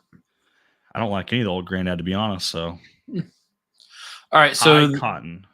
Yep. So, this is high cotton, char level 3, distilled by Hollow Creek Distillery outside of Columbia, South Carolina. Then aged. This is the caveat because I didn't say this to you. Aged in Virginia. Okay. All of their it's stuff, contract distilled. Then it was aged in Virginia. And then it's not contract distilled. It's just so there is like 5 people that work at this distillery. I filmed a video there. I'll probably never release it, but it's like a mom and pop as much as you can get. Outside of Columbia, South Carolina, is a bunch of rural country that grows grain. So they get all their local grain in, they distill it, and then take that distillate and they barrel those barrels there and they put them on a truck, and square foot by square foot, it's cheaper for them to maintain them for 5-6 years in Virginia than it is in Columbia. So they send them up to Virginia for 5 or so years. This one in particular is a 5-year. And they have those guys at that rick house maintain them, rotate them, do whatever, whatever they need to do. And then they bring them back down to Columbia, which is where I went to school, bottle it, and send it out. This is a high rye bourbon. It's a 70% corn, 26% rye, 4% malted barley, char level 3, made right here, made in South Carolina, aged in Virginia, minimum 5-year. This bottle, I believe, came in whatever proof I put on it, it was 119. okay. Somewhere around there. Yeah. Buffalo Bourbon Enthusiast said he's got CYPB, a full proof, and a 12 last week. And he said he's probably going to do a Buffalo Trace sample pack soon. I would be curious to hear your impressions on the CYPB, as I think it is on par or even worse than Weller Special Reserve. I thought it was very oaky. I didn't care for it, even though it's super hyper, allocated just because of the limitations on it. So they're all different, though, aren't they? Yeah. Well, they're supposed to be, but I had a really good one. I think they're very different based off the year that they were done. I really couldn't tell you the year because it was at a restaurant. And I didn't look at the bottle that hard. So I thought it was like choose your perfect barrel or something. Choose your perfect bourbon. Yeah. Bourbon. That's what it is. No, I don't have Glens right now. Glens are not on the table. I need someone that will be willing to do the Glens so I can put a brand on there. I know Hunter's got the connect, so I do need to have some conversation with him and from like Matt. And I want to be that guy. I'm going to be that guy. And a lot of people probably won't like me, but I want to try to undercut the market. And I want zero profit from it. I want no margin. So the $18 and $19 that you're paying shipped, keep in mind, the reason why they're that high is they buy them in bulk, and obviously glasses break, things happen. They're trying to make sure they break even on the ratio of broken Glens to perfect Glens. And if you don't charge those prices and you have a couple extra breakages than you're expecting, you're actually in the hole on those Glens. But my goal is to have it as cheap as possible to where we just break even or maybe even lose just a couple bucks, just so people can have the brand and to really show, we don't care about the money. We care about the brand and the community more. So that's kind of my goal right now. I talked to Hunter behind the stage about it, and he said, yeah, man, you kind of got to charge around this price because it's kind of like the market for it. But he's like, it's also because like if some Glens break, like you're on the hook for some of this money. And if you're on the hook for too much, like you're going to have to pay up even if everything goes right. And I thought about it. I'm like, I get it. I want to be on board, but I'm like, I don't care. I really don't. I want to undercut the market. Like I don't care. So we'll figure out how we can do that. We'll try to go that route for sure. Tyler is talking about Blue Note. Do you have any Blue Notes in your collection? And I'm not talking about your regular cash drink. I'm talking about the single barrel cash drink series or 17 in the big bottles. Technically, I do, but it's not in my possession right now. It's somewhere else where I can't access it at the moment. Okay, because Tyler has jumped off the deep end and he bought 16 bottles on nationals. I have 2 bottles locally for him too, so he's got about 24, 25 bottles of the single barrels cash strengths between the 9 and 10-year ones. And he also does have one 17-year, which I do want to get a 17-year in the future. But talk about Blue Nose. This man, he knows what's good. I need 100 juice 3, please. Thank you. Dude, after I have this Garrison Brothers 2023 right here, I'm gonna have to have a little nightcap with the I mean, you can see You've done some damage unfortunately to that bottle, I have one bottle of it right now. It's the only bottle I own. and you've tore up 2/3 of it. And my friends and I really got into it this weekend. They were just like, damn, dude, this shit's really good. I'm so excited to buy one. I was like, you gotta get lucky with the rest of them because y'all, my friends aren't in the Patreon or anything, so they're not like guaranteed a bottle. We got the hype with the CYPB over the Special Reserve in 12 by Buffalo Bourbon Enthusiast, so I'm hoping that his CYPB was better than one that I tried. All right, I'm gonna pour up Garrison Brothers 2023 Cowboy. I've been sipping on this Creeksville, and I didn't care for it on first impression until you started talking about the mash bill being high rye. Yeah. And then after hearing high rye, I had a lot more acceptance towards it because I was under the impression it was just a bourbon. So hearing high rye, it definitely justifies the flavor profile. But it was very, very hot on the initial palate. But going in for that second tasting, this is pretty good too. I still think I prefer that Firefly. I think that Firefly, even though it was really hot, I think that was a damn good pour on the nose and palate. And I think this one is definitely a lot harsher on the palate, but still pretty good on the nose. $49.99. I just looked it up. $49.99 on Creekville Spirits website. You can get it. They have 15 left in their Somerville store and 6 left in their Goose Creek store. That's it.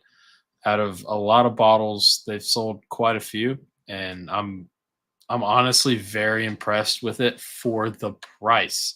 You got to think, I'm selling my barrel pick for $49.99, and I'm proud of it. But you start getting into Firefly, which was $89. Yeah.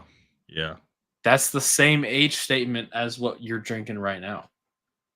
And that Cedar Ridge that you're going to be drinking after this, Cowboy, Torup actually has some Cedar Ridge bottles because he is in that side of town, and they're cash strength versions. And he really wants me to get your pick and try it head to head with some of the cash strength stuff just to see the difference between a single barrel cash strength and then a store pick. Definitely. Yeah. I'm very confident in my pick. Like, there's a reason I brought 6 or 7 samples home. Is because after your Woodford double oaked pick, that honestly was, like you said, the safe call, the easy way to go about it. That's still the best Woodford double oaked. That's the best Woodford product, even better than some of the batch proof that people go for, and the Sonoma triple finish that I've had. That's the best Woodford I've ever had. And I'm sad because I almost have nothing left. And I finally was able to get together with my buddy for his birthday. We were supposed to get together around Christmas for me to give him his bottle. So I've been sitting on that one bottle sealed for him for that long. It was supposed to go to him during Christmas. Then some unforeseen circumstances happened. Couldn't meet. His father passed away, so I couldn't get it to him or see him during that time. And then coming up to his birthday, I was like, I went over, the day before his birthday party. I stayed the night, and I brought him his bottle, and I gave him like 7 bottles of whiskey. And a lot of them, it was a cry, sob story and moment for us for sure. But I was there and met his dad, and we had a pour of Calumet. It was a blend. It was a much cheaper bottle, and I had the more expensive bottle. So I talked to him about like, hey, this is the last time I saw your father. And this is what I remember as us experiencing Calumet. And he actually handed me a Glen personally that I could try it, that he had just tried. So secondhand Glen pours, we know how those go when we're at bottle shares. You don't always get a fresh Glen. You get the Glen from the guy beside you as long as you trust everybody and your friends and family. And I just talked to him about it, and I was like, man, it's kind of hard to go through losing a father, especially for me. Like my father's my mentor. I'd be devastated. So it's been a couple months since then, and then obviously his birthday. He just turned 40 as well. So him turning 40, giving him all these bottles, I felt super happy to just be able to give him some stuff and take care of him. Yeah. So he got a lot. But the Woodford Double Oak pick from you was because I got 6 bottles from you. That one bottle actually did go to him. And I didn't even keep a backup bottle. I said I wanted 2 for myself. Yeah. One of those backup bottles went to Dollar Bill Will. So if Dollar Bill's still in the chat, he actually got my backup bottle. So I don't have another bottle. They're gone. Yeah, he'll enjoy it, man. I hope he does. And, absolutely. There's no question in my mind sure. because he loves Woodford, and I think this is definitely a different profile than what we're used to here in Texas. Yeah, definitely. Yep, this cowboy bourbon, dude.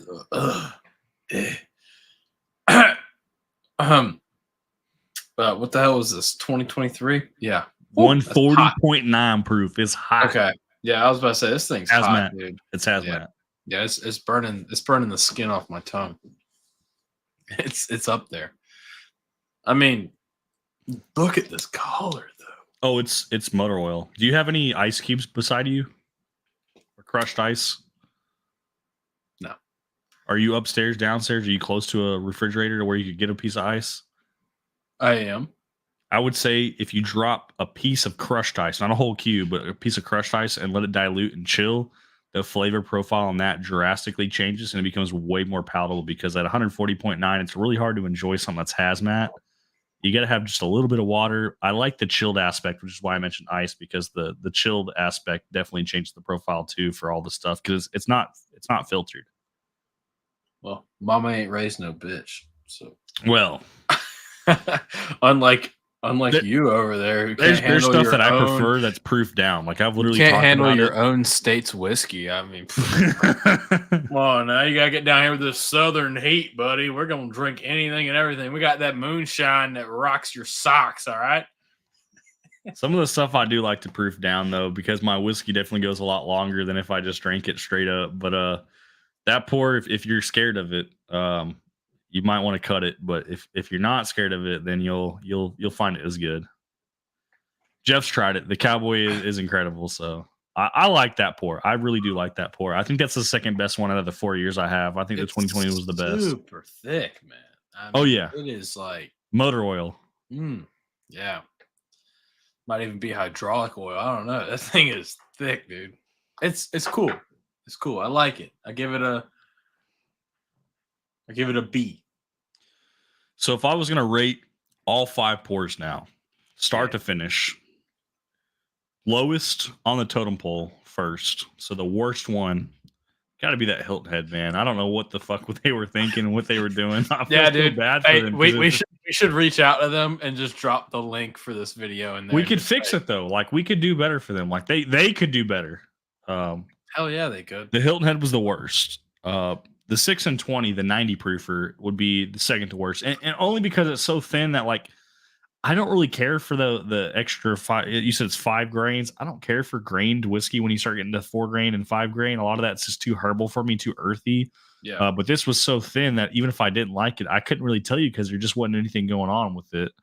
Yeah. And then I'm going to go to the other 6 and 20. This is the cash strength as third place out of the 5.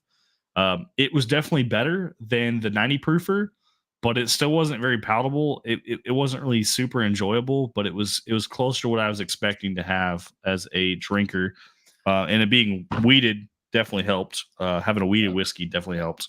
And then I'm going to go ahead and go to the last pour I just had as number 4, or sorry, second place, the Creeksville. Yeah. It's good. And at the price point, it's really good. Like if you consider price, like for the price, it's really good. But as far as the lineup on what I tried, it was not better than the Firefly, even though the Firefly was like double the price. Sourced. In its own way. The Creeksville was a little bit hot, honestly. Like it wasn't as toned down. It wasn't refined. Oh. The Creekville was straight from the barrel, though. It has since been bottled. Okay. I think it's changed a lot. It went up in proof, but it aerates when they're bottling it and everything. That motherfucker that you're drinking right now came straight out of a whiskey thief. Okay, so this was straight from the barrel. Like literally, like when you say straight from the barrel, it ain't like Blanton straight from the barrel. Like this is literally straight from the barrel. No, I Okay. have a video of me taking it out of the whiskey thief and putting it in that little sample glass. It touched very little air. Even cooler. That's more exciting now to hear that. I didn't realize when he said straight from the barrel, I'm thinking like Blanton straight from the barrel. You know, it's like barrel proof. This is like literally like you tapped a barrel and stole this and put it in a 2-ounce bottle and said, "Here you definitely go." thief the hell out of that one. I love that. That's great. But I still think the Firefly nose, palate, finish, and all was like the number one. So if you had to represent South Carolina and put something up against Texas, if you can even put anything up against Texas, I think the Firefly, even at $90 a bottle, would definitely be a contender because that is really good. I even said if it had half the palate as it did the nose, yeah, that was good. So would you disqualify it being a Kentucky bourbon mash shipped to South Carolina then aged in South Carolina? Because I know I mentioned earlier where I think the climate in which it's aged is a large factor. Would you disqualify it being a Buffalo Trace mash who's been doing it for 100 years? I don't think so. I mean, you have a lot of places that they ship barrels to and from. They have them age in other places offsite. They bring them on board. They barrel them and bottle them.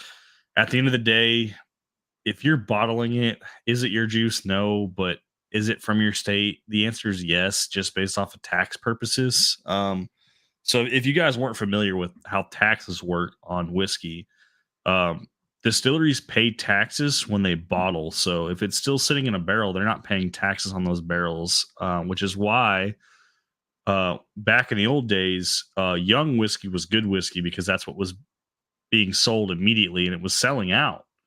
And the stuff that wasn't labeled as good was sitting in barrels much longer. So a lot of this high age stuff was considered bad whiskey, or the distillery didn't have enough money to afford to bottle it to sell it because it wasn't selling fast enough from their distillery, whatever it was.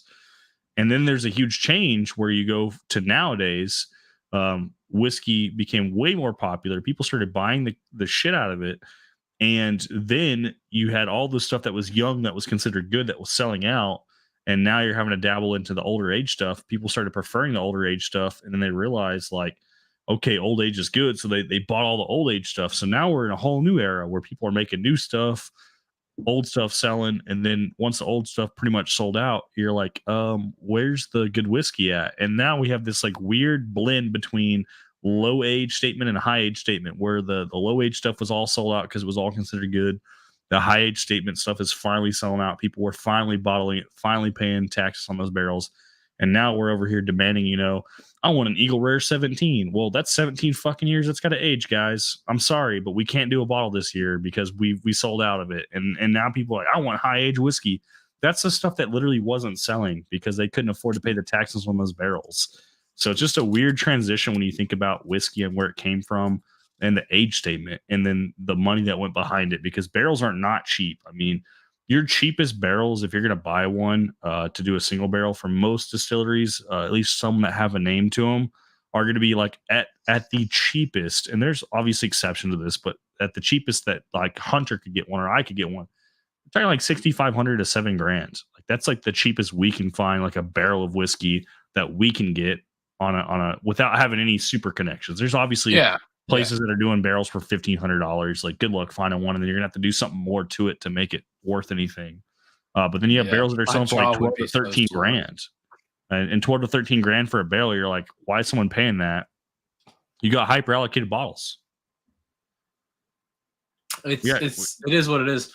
That's why when the online retailer that I'm using to distribute this barrel pick, they reached out and they said, hey, this is what the price is going to look like.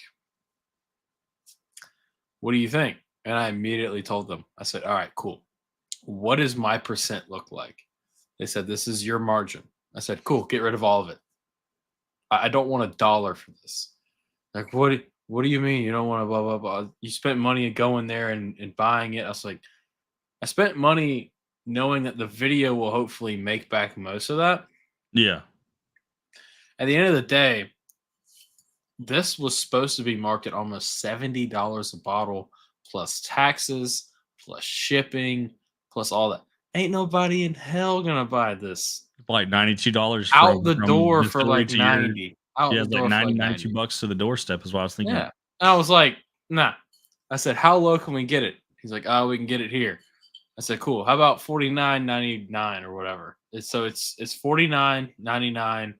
That's what we settled on. I took nothing off of it, credit card fees and everything. He's like, yeah, we got a credit card fee. But I said, fuck it. I don't care. Send it my way. Like, send me the bill, dude. I don't care. I want this sold for what it is, which is an amazing $50 bottle of bourbon. But a terrible $90, what you're telling me. I'm not paying 90 for it. Cost versus value. It's my own barrel. Yeah. If somebody paid 90 for it, I would be upset because I think they're getting ripped off. I think it's great. I love it. It's one of my favorite bottles I have on my shelf, and I'm super biased. But if somebody came to me and said, Hunter, I need your Cedar Ridge barrel pick for $90, I'd tell them to go kick sand, man. I'm sorry. It's a great almost 5-year. It's very close. Almost 5-year bourbon that I'm really proud of. And I think cost per year, per price, everything is just super right in line the way it's right where it needs to be. You know what I'm saying? And if you took a margin, it wouldn't be. Hell no. Yeah. It wouldn't be anywhere close. And I was like, well, we had talked about it too. And I have yet, like I said, to even be to a distillery. We're going to start doing some virtual tastings, some virtual barrel picks. So we will be doing some barrel picks. We just still haven't gone to a distillery. But one of the things that I was talking about is, you get access to do a barrel pick and you try some whiskey and you're excited because it's your first. And everybody wants to do their first barrel pick, whether it's a collaboration or their own. If the juice isn't good and you endorse it and you want to put your name on it and help sell it, like, that's ridiculous. Like, if the shit's bad, let them know, like, hey, this ain't it, fam. If you don't have another barrel that's going to make the cut, like, I ain't doing a barrel pick with you.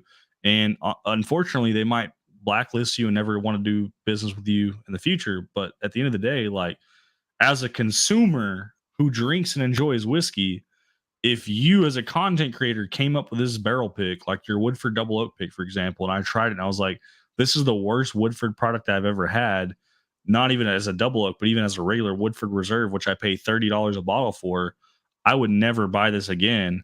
Why would I ever trust your palate? Why would I ever buy your barrel pick? Why would I ever try to help your brand grow if I didn't like what I tried? Yeah. So as a content creator looking at it, you're like, well, I don't want a consumer to ever feel that way towards me. And because of that, the stuff's got to be good to me. Now, it might not be good to you. That's fine. As long as I can talk about it and endorse it, because I talk about a lot of stuff and I say a lot of things that are like, hey, I don't like this, but I can see the appeal on why someone might like it. Here's the tasting notes I'm going to get, and then let the consumer decide whether they want to buy it or not.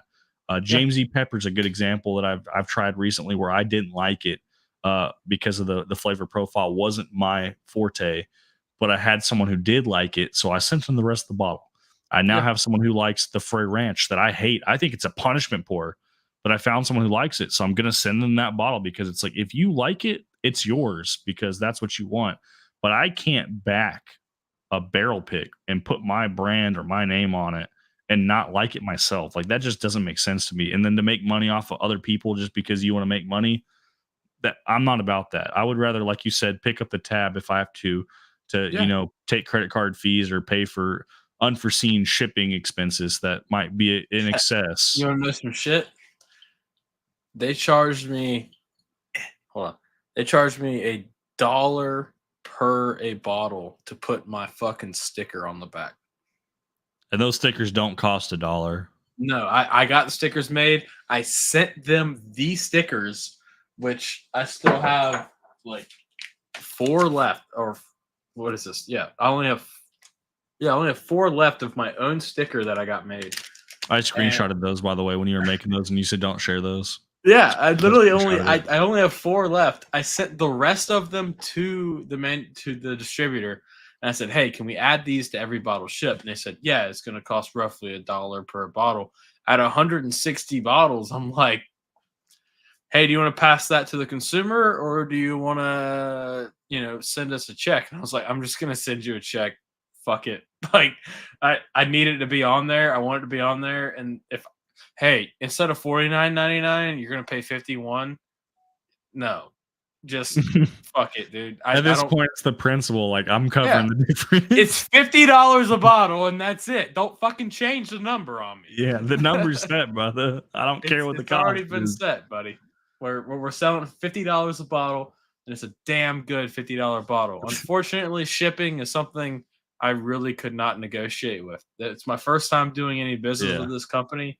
I already gave them hell and everything essentially else. Selling the bottle for $34.99 and then adding shipping to it to get it to $49.99. I mean, I had hell and back meetings with them, and I'm very thankful I didn't lose the opportunity to sell it on their website, but I didn't make it easy either.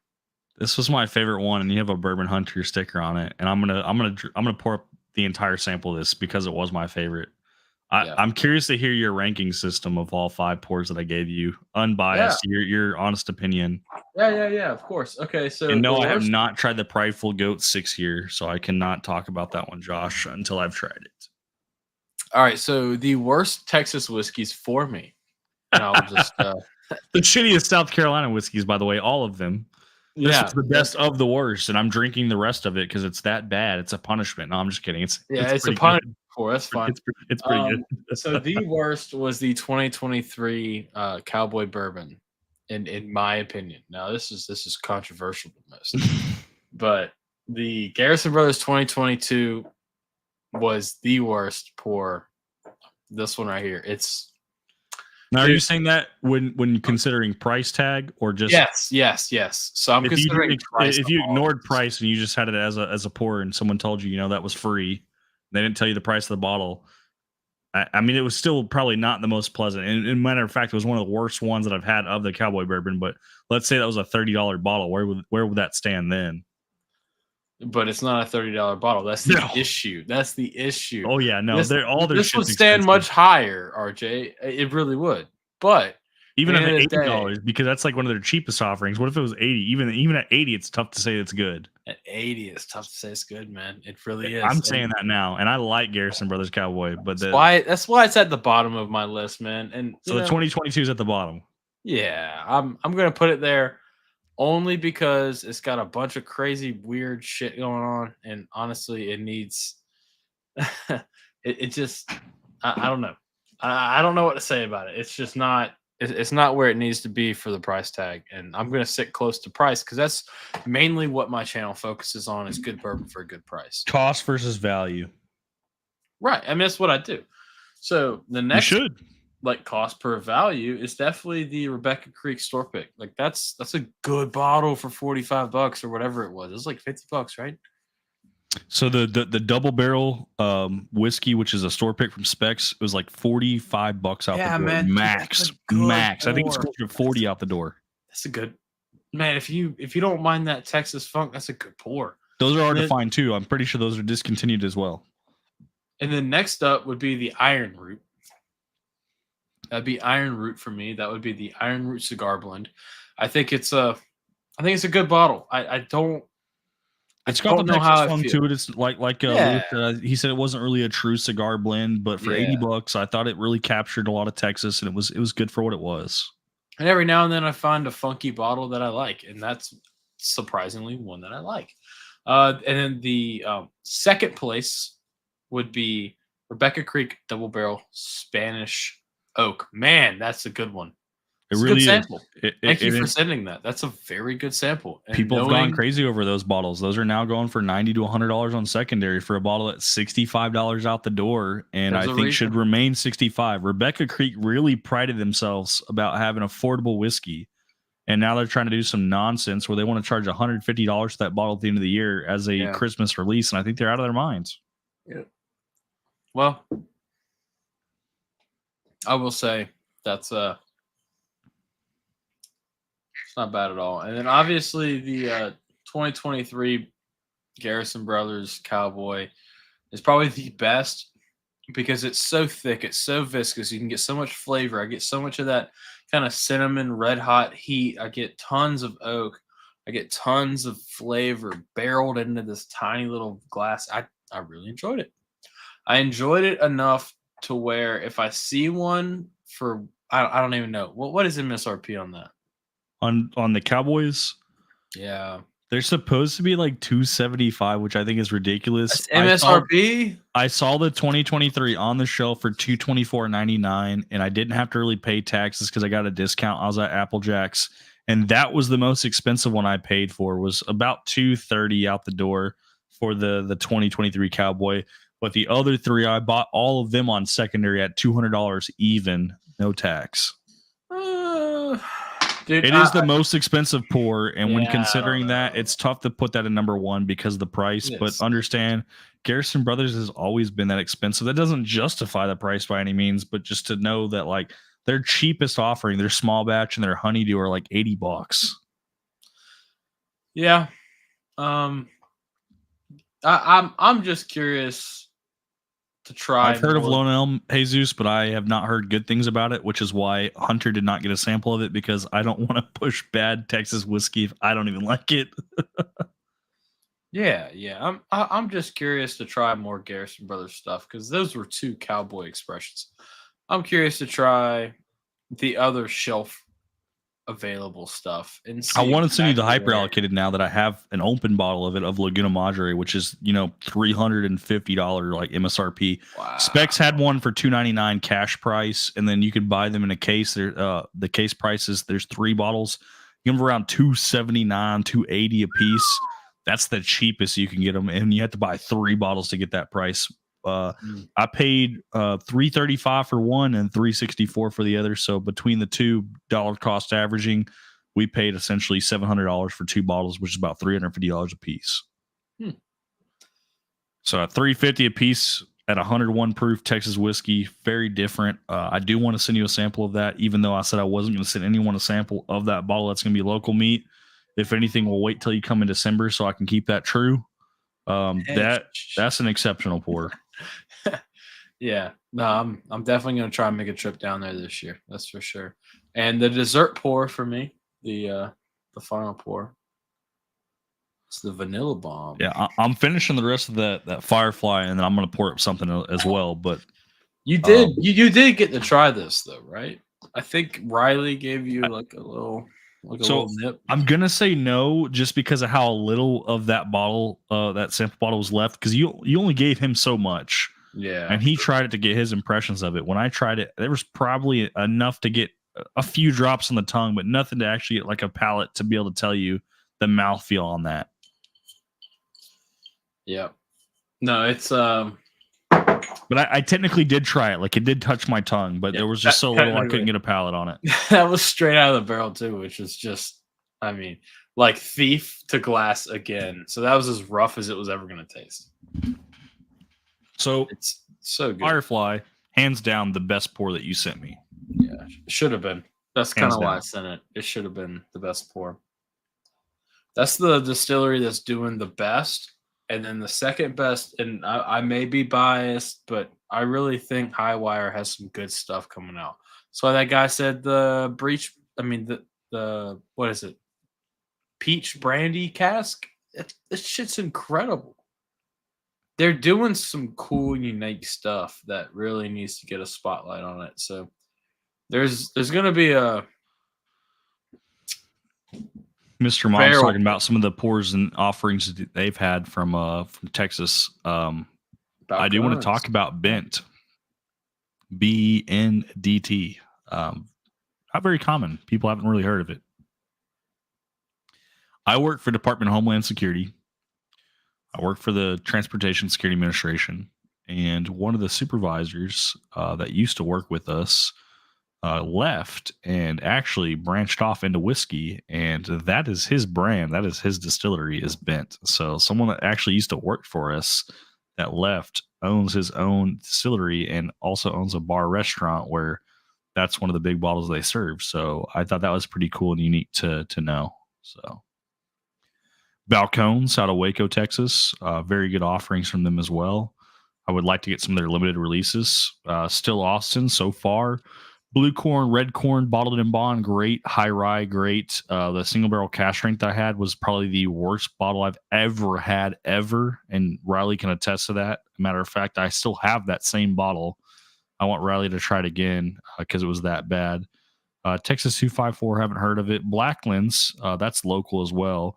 Riley really likes that one too. Matter of fact, the Prairie Gold is from Blacklands. That was one of his favorite pours recently. It's very malty, and there's zero malt in the fucking mash bill. How does that happen? You know. So that was funny. They use like tricale or triticale. It's like a hybrid like grain, but there's no malt in it. And then Rebecca Creek is a very exceptional pour as well. So hell yeah. Man, I'm so excited to come out there and check out everything. It's gonna be a lot of fun. We're gonna have a good time. I'm gonna go pour up one last glass too. I got your message about how we're getting ready to end the stream soon. We definitely got through what we wanted to do, so don't think like we're rushing through this. We had the mindset to come in, have 5 pours of each other's states whiskey to represent, and kind of go back and forth and bash them. I have to say at least the Firefly I did enjoy, so I can't completely say South Carolina whiskey sucks because there was one good one out of the batch. And the Creeksville, even though it was a high rye. If you didn't tell me it was a high rye, that would have been on the shit list as well. but when you see the mash bill and you have an appreciation for what it's supposed to be, it does capture the flavor profile. So I have a good understanding. But I'm sorry, the 6 and 20 and the freaking Hilton Head, those were all bad, to be honest. Dude, I sent you a fucking wide range, my boy. A huge range. Yep, that was the plan. We're gonna pour some prisoner share. That's my like favorite freaking wine finish bottle ever. And I'm such a whore for marketing. High West in general. Yeah. Don't get me started. Was a huge fan of the Midwinter's Night Dram when I tried it. Oh boy. Huge fan. And then I bought this bottle on secondary for $210. This is batch 2, by the way. Not bad. I opened it same day at $210 that I got it at my buddy's house for his birthday. And we tried pours of this. And as much as I want to hype up and talk about how much I love Midwinter's Night Dram, I would be hard pressed to spend $175 on another bottle of Midwinter's Night Dram after trying this. If I can get another one for $210 on secondary, this blows it out of the water. It's like, a done deal, my boy. It's not even in the same ballpark, man. Like, we're talking major leagues versus minor leagues. Like, the prisoner share is like plum and cherry cola.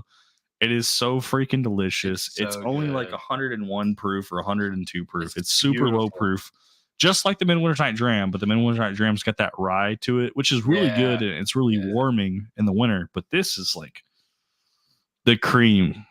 This is so cream. It's so good. It's so good. Check it, RJ. You have to do this one thing. I know you don't pour that bottle very often, and I'm very thankful you're enjoying it with me on stream. If I had the chance to go grab mine, I would. If you saw how long ago I had this bottle, look how much is left. We have crushed this fucking bottle. Hey, do yourself a favor. Just try this. Get the prisoner wine and drink TikTok. And just kind of seen prisoner wine on secondary for a reasonable price too. So. Prisoner wine's $49 at your local Harris Teeter or Kroger or Publix or wherever the hell you shop. They don't sell. Well, they do sell wine at the grocery stores here. Hey, you go to Total Wine, they got it. I know they got it. Okay, I'll look for it. Go to Total Wine. It's like $49. Sometimes it's on sale for $40. Grab one. It's a red wine. And I'm not a wine drinker, so that'll be awesome. I'm not either. But my dad is. And my Richard agreed too. He said prisoner share so much better than Midwinter's Night Dram. Yeah. And my dad's a huge red wine guy. So like the moment I told him that, you know, High West made a wine finish in one of his top red wines, he was like, "Oh yeah, you gotta do these back to back," and immediately just started pouring up a glass of red wine from Prisoner Share, and then pouring up a glass of that, and we tried them back to back, and I guess the appreciation, the complexity was there, and I was really pleased. It was cool, super cool. So he's asking what's better, Texas or South Carolina? So your best pour from Texas was which bottle again? So we can really Your $200 bottle of Garrison Brothers Cowboy 2023. So a 2023 Cowboy bourbon, which I paid about $225. That was the most expensive of the Cowboys that I paid for. Yeah. And then the most expensive one that I liked of the South Carolinas was Firefly. And 89. I don't need to try Cowboy 2023 to put a comparison between the two. I'm very well aware. The proof and the viscosity and the color and everything that goes about it with Garrison Brothers is crazy. Way better than the Firefly has to offer. But the biggest contester is price. Mm-hmm. The Firefly is like half the freaking price, and it was not, I'm not going to say just as good, but it's marginal difference between how good I experienced the Firefly compared to how I thought the 2023 Cowboy Bourbon was, which the 2023 Cowboy Bourbon, to also add extra emphasis on how much I like that bottle, that was my special birthday bottle that I cracked for my birthday, that I didn't really send a bunch of samples out of that bottle to hardly anyone because it was my birthday bottle. And Hunter did get a sample to try for this. What? So my birthday bottle that I spent money on and I was happy to get, and I was super excited. It was my first Cowboy bourbon I ever picked up, and it was not my first one to open because I got another one to open up to try before that. That bottle is special to me, and I still think this Firefly at the $90 price tag is better. I'll be honest. Like, I don't think it's better as far as flavor, taste, and profile as the Cowboy, but I like Texas Funk, so I'm biased there. But the price is the big factor, the big like home run hitter, the fighter, the swinger. Yes, so I'm pride. I have a lot of pride, and I have a Texas flag behind me. Mm-hmm. Yeah, you do. And I might have to ask Hunter for a South Carolina flag. You might have to ask me for a Firefly single barrel pick, which I am in the process of working on. If you're going to make it happen, and it ain't going to be just a single barrel, but it's going to be a Bourbon Hunter single barrel, I'm just saying, like, if you can make what this freaking sample was and make it better as a single barrel store pick, and by store pick I mean a Bourbon Hunter pick, yeah, I mean, sign me up, and please, no limit, I might buy a case. Nah, man, dude. Hey, I truly appreciate you allowing me to try some of your most special Texas whiskey. I really do. It was a pleasure. I wish I could let you try Laguna Madre, but I didn't have one in my possession at the time because I feel like I let you down when I tried the Firefly. Nah, hey, don't sweat it. I blew you out of the water though with the others. I promise you, if we had to do a head-to-head right now, and the same question, which better, Texas or South Carolina? Texas definitely beat South Carolina today for number to number because 3 of these pours were sucky. Only 2 of these pours were good. I think you enjoyed at least 3 of those pours. Yes, I did. Yeah. So, I mean, I think I beat them in numbers, but as far as our best of our best for the price versus taste, I think South Carolina won. I think for what I sent them, the heavy hitters. Now, keep in mind, the cheapest bottle I sent was $40. The second one was $65. The third was $80, and the last 2 were over $200 a piece for the Cowboys versus the price tag for his 5. On money, he beat me as well. So I can't really compete on the money aspect and how much you're going to pay to have what I offered him. Yep. So there's a lot of good things coming, man. I truly appreciate you helping me out today. I enjoyed our time tonight. This was so much fun. This is like the first sit down tasting I've ever done with Texas whiskey, and I'm not as much of a hater as I used to be. I would buy an Iron Root cigar blend for $50. I would buy. Well, it ain't $50. It's like $80, but good luck finding it for 50. What was the one I really liked? The Spanish Oak. The Double Bird Spanish Oak. I can get those for $80 shipped right now, which is a little high. They're like $65 a bottle, but if you consider $15 for shipping average, that's $80 a bottle essentially for from Texas to doorstep. I have access to a case of those. So those are if anyone in the chat's looking for one too for $80 shipped, I'm not offering them, but I have someone that I can reach out to that is willing to ship to you. And you do have access to a bottle because I can't hand deliver, unfortunately, but he can. Anyway, had a great time, RJ. Thank you so much. I'm going to reach out to you very soon about getting a few other things squared away. Especially Cedar Ridge. Let's square away on that. That's number 1. We gotta Square up. Yep. I said I was only going to buy one. I want 3 now, but the reason why I want 3 is because I didn't really get a full impression of it, and I do want to help distribute that to the Texas boys. Perfect. And I would like to save on shipping, so if we can do 3 in one package, that just makes sense. Yeah. I don't have them in possession. It's going to be great. That's fine. I know it's through the website. You've already told me beforehand, like it's out of my control, but here's how you can do it. So I want access. I'm fine with that. I'm buying like 6 myself. I'm just saying. Yeah, I'm like over here like, can I have a second login? Like, I was literally typing to the guy that like helps manage the numbers and shit. Brett wants a case. I literally said, hey man, how many can I personally buy? Jeff said he's getting 12 right now. Yeah, I was just like, okay, cool. So we're gonna work it out, man. It's gonna be a lot of fun. And your merch too. Like, if you don't want to send me the code because you're afraid that I'm gonna leak it, I understand. I can't be trusted when it comes to Bourbon Hunter merch because I'm a fanboy. I do want a shirt though, because like I shit you not, if I'm not working where I just wear a plain black shirt, if it's on my day off and I go hunting like today, I try to wear a whiskey tuber shirt. And I try to engage with people who are in the whiskey aisle, and I try to talk to them. And when they talk to me, they're like, hey, what's that on your shirt? I'm like, oh, I'm glad you asked. Like, hey, check out, here's Bourbon Riders, and he's out here in Georgia. Or, hey, here's Matt from Whiskey Wisdom from Georgia. And I try to like shout out the YouTubers on the shirts that I'm wearing, because I don't think a lot of people realize like there is a community behind this. It's not just, me against him, whiskey versus whiskey. It's like, some people actually are out there to help find, the best whiskey and the best bourbon for the price, and to help get other people the opportunity to try it. Yeah.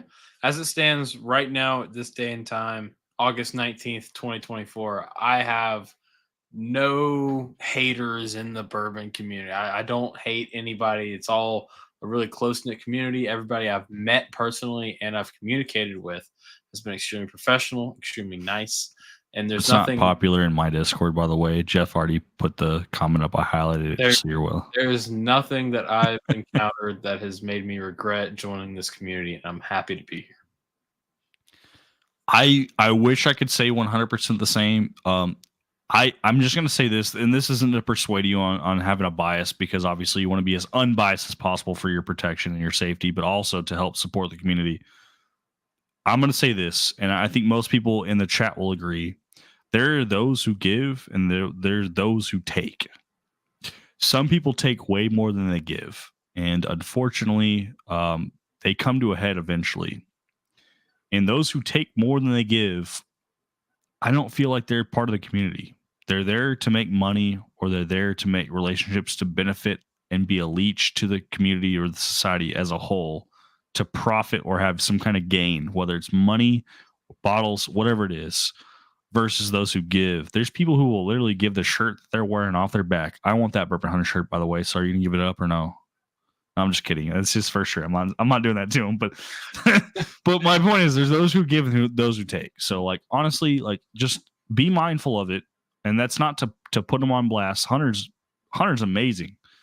I'm just saying this because I don't want anyone to feel like, I have to do this favor for somebody because I expect it in return. And some people only take favors. They never give back the favor. So please do not be oblivious. There are people out there who take more than they give. There's people who lie and cheat and steal to get where they're at today, whether they have a YouTube channel or they don't. I don't care who they are. They're out there. And some people do not care about you. And I want you to be mindful and conservative and reserved, and just really watch. What does Bourbon Hunter have to offer to me? What do I have to offer to Bourbon Hunter? Is the relationship mutual? Is it not? Obviously, it's mutual for me and him right now, because we both have given something to each other. He has way more viewership, way more subscribers than me. We both started around the same time. We both shared 5 samples. I tried to send him some of the best stuff I had to offer. So clearly my value as far as money spent, I say value because obviously some of it wasn't good. Bourbon Hunter can laugh at that because he knows some of it wasn't good. But I sent the best that we had to offer at the time. We have better now, but we could do better. We will do better. I'm sorry, Hunter. But value-wise, we have better to do now. Hunter's like, I didn't realize we were playing a money game. Otherwise, I would have sent better pours. So clearly, he wasn't stepping out of the plate because he didn't know the game. Yeah, I had the game in mind in the head, and that's why I was, giving him a hard time about like, I really wanted you to do a James Bond holding up a bottle, like swinging me back to back for a duel, and he didn't do it. So, but at the end of the day, guys, just remember, there's people who give, there's people who take. Who are you going to be?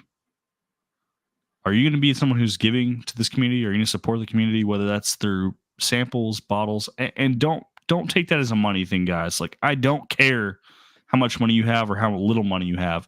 I don't want you to get broke, but just understand there's people who take, there's people who give. Who are you going to be in this community? And are you going to support these YouTubers as best as you can? Hunter has not griped or bitched at me one time about not being a Patreon member. I am not a Patreon member of anybody. I will never be a Patreon member of anybody. On the second side of that, though, I will never have a Patreon for you to be a part of because I just don't believe I offer that kind of content and that experience for you to support me via Patreon. YouTube membership at $4.99 a month is already too much. That's an option, and that's the only option I'm giving. I'm never giving another tier up. I'm never giving a Patreon. Super Chats, Venmo, PayPal, those are options to support me. I want to give back to you guys. 1,000 subscribers. We're giving away 10 Weller Antique 107s. We've taken up enough of Bourbon Hunter's time tonight. We're rocking 2.5 hours right now. 2 hours, 21 minutes, and 5 seconds. Yes, sir. South Carolina versus Texas whiskey. I'm going to have to give this one to Hunter to decide because for me personally, only 2 pours I enjoyed, but the Firefly I enjoyed the most. And that's my personal impression. He enjoyed more than 2 of the pours. But when you factor in the price, his were all below half the price of the 2 highest ones, which were both cowboy bourbons from me. And he had the Creeksville and the Firefly, which came well below the price point of $200. Well below, less than half on both. Yeah. There's quite a few bottles I didn't send you because I didn't think they'd be fair. But I thought those were the most fair comparison to what you were sending. I tried to send the best that I had to offer. We never discussed what we were sending to each other. We did not. So I just told you the list whenever we sent it, and then you sent me the shipping label, and you're like, it's done, it's done. Yeah. It's 5, it's 5. It's equal, it's equal. Yeah. We sent 3 distilleries each. I sent 3 distilleries each, so like it worked out. Man, I'm so thankful, RJ. Thank you again so much.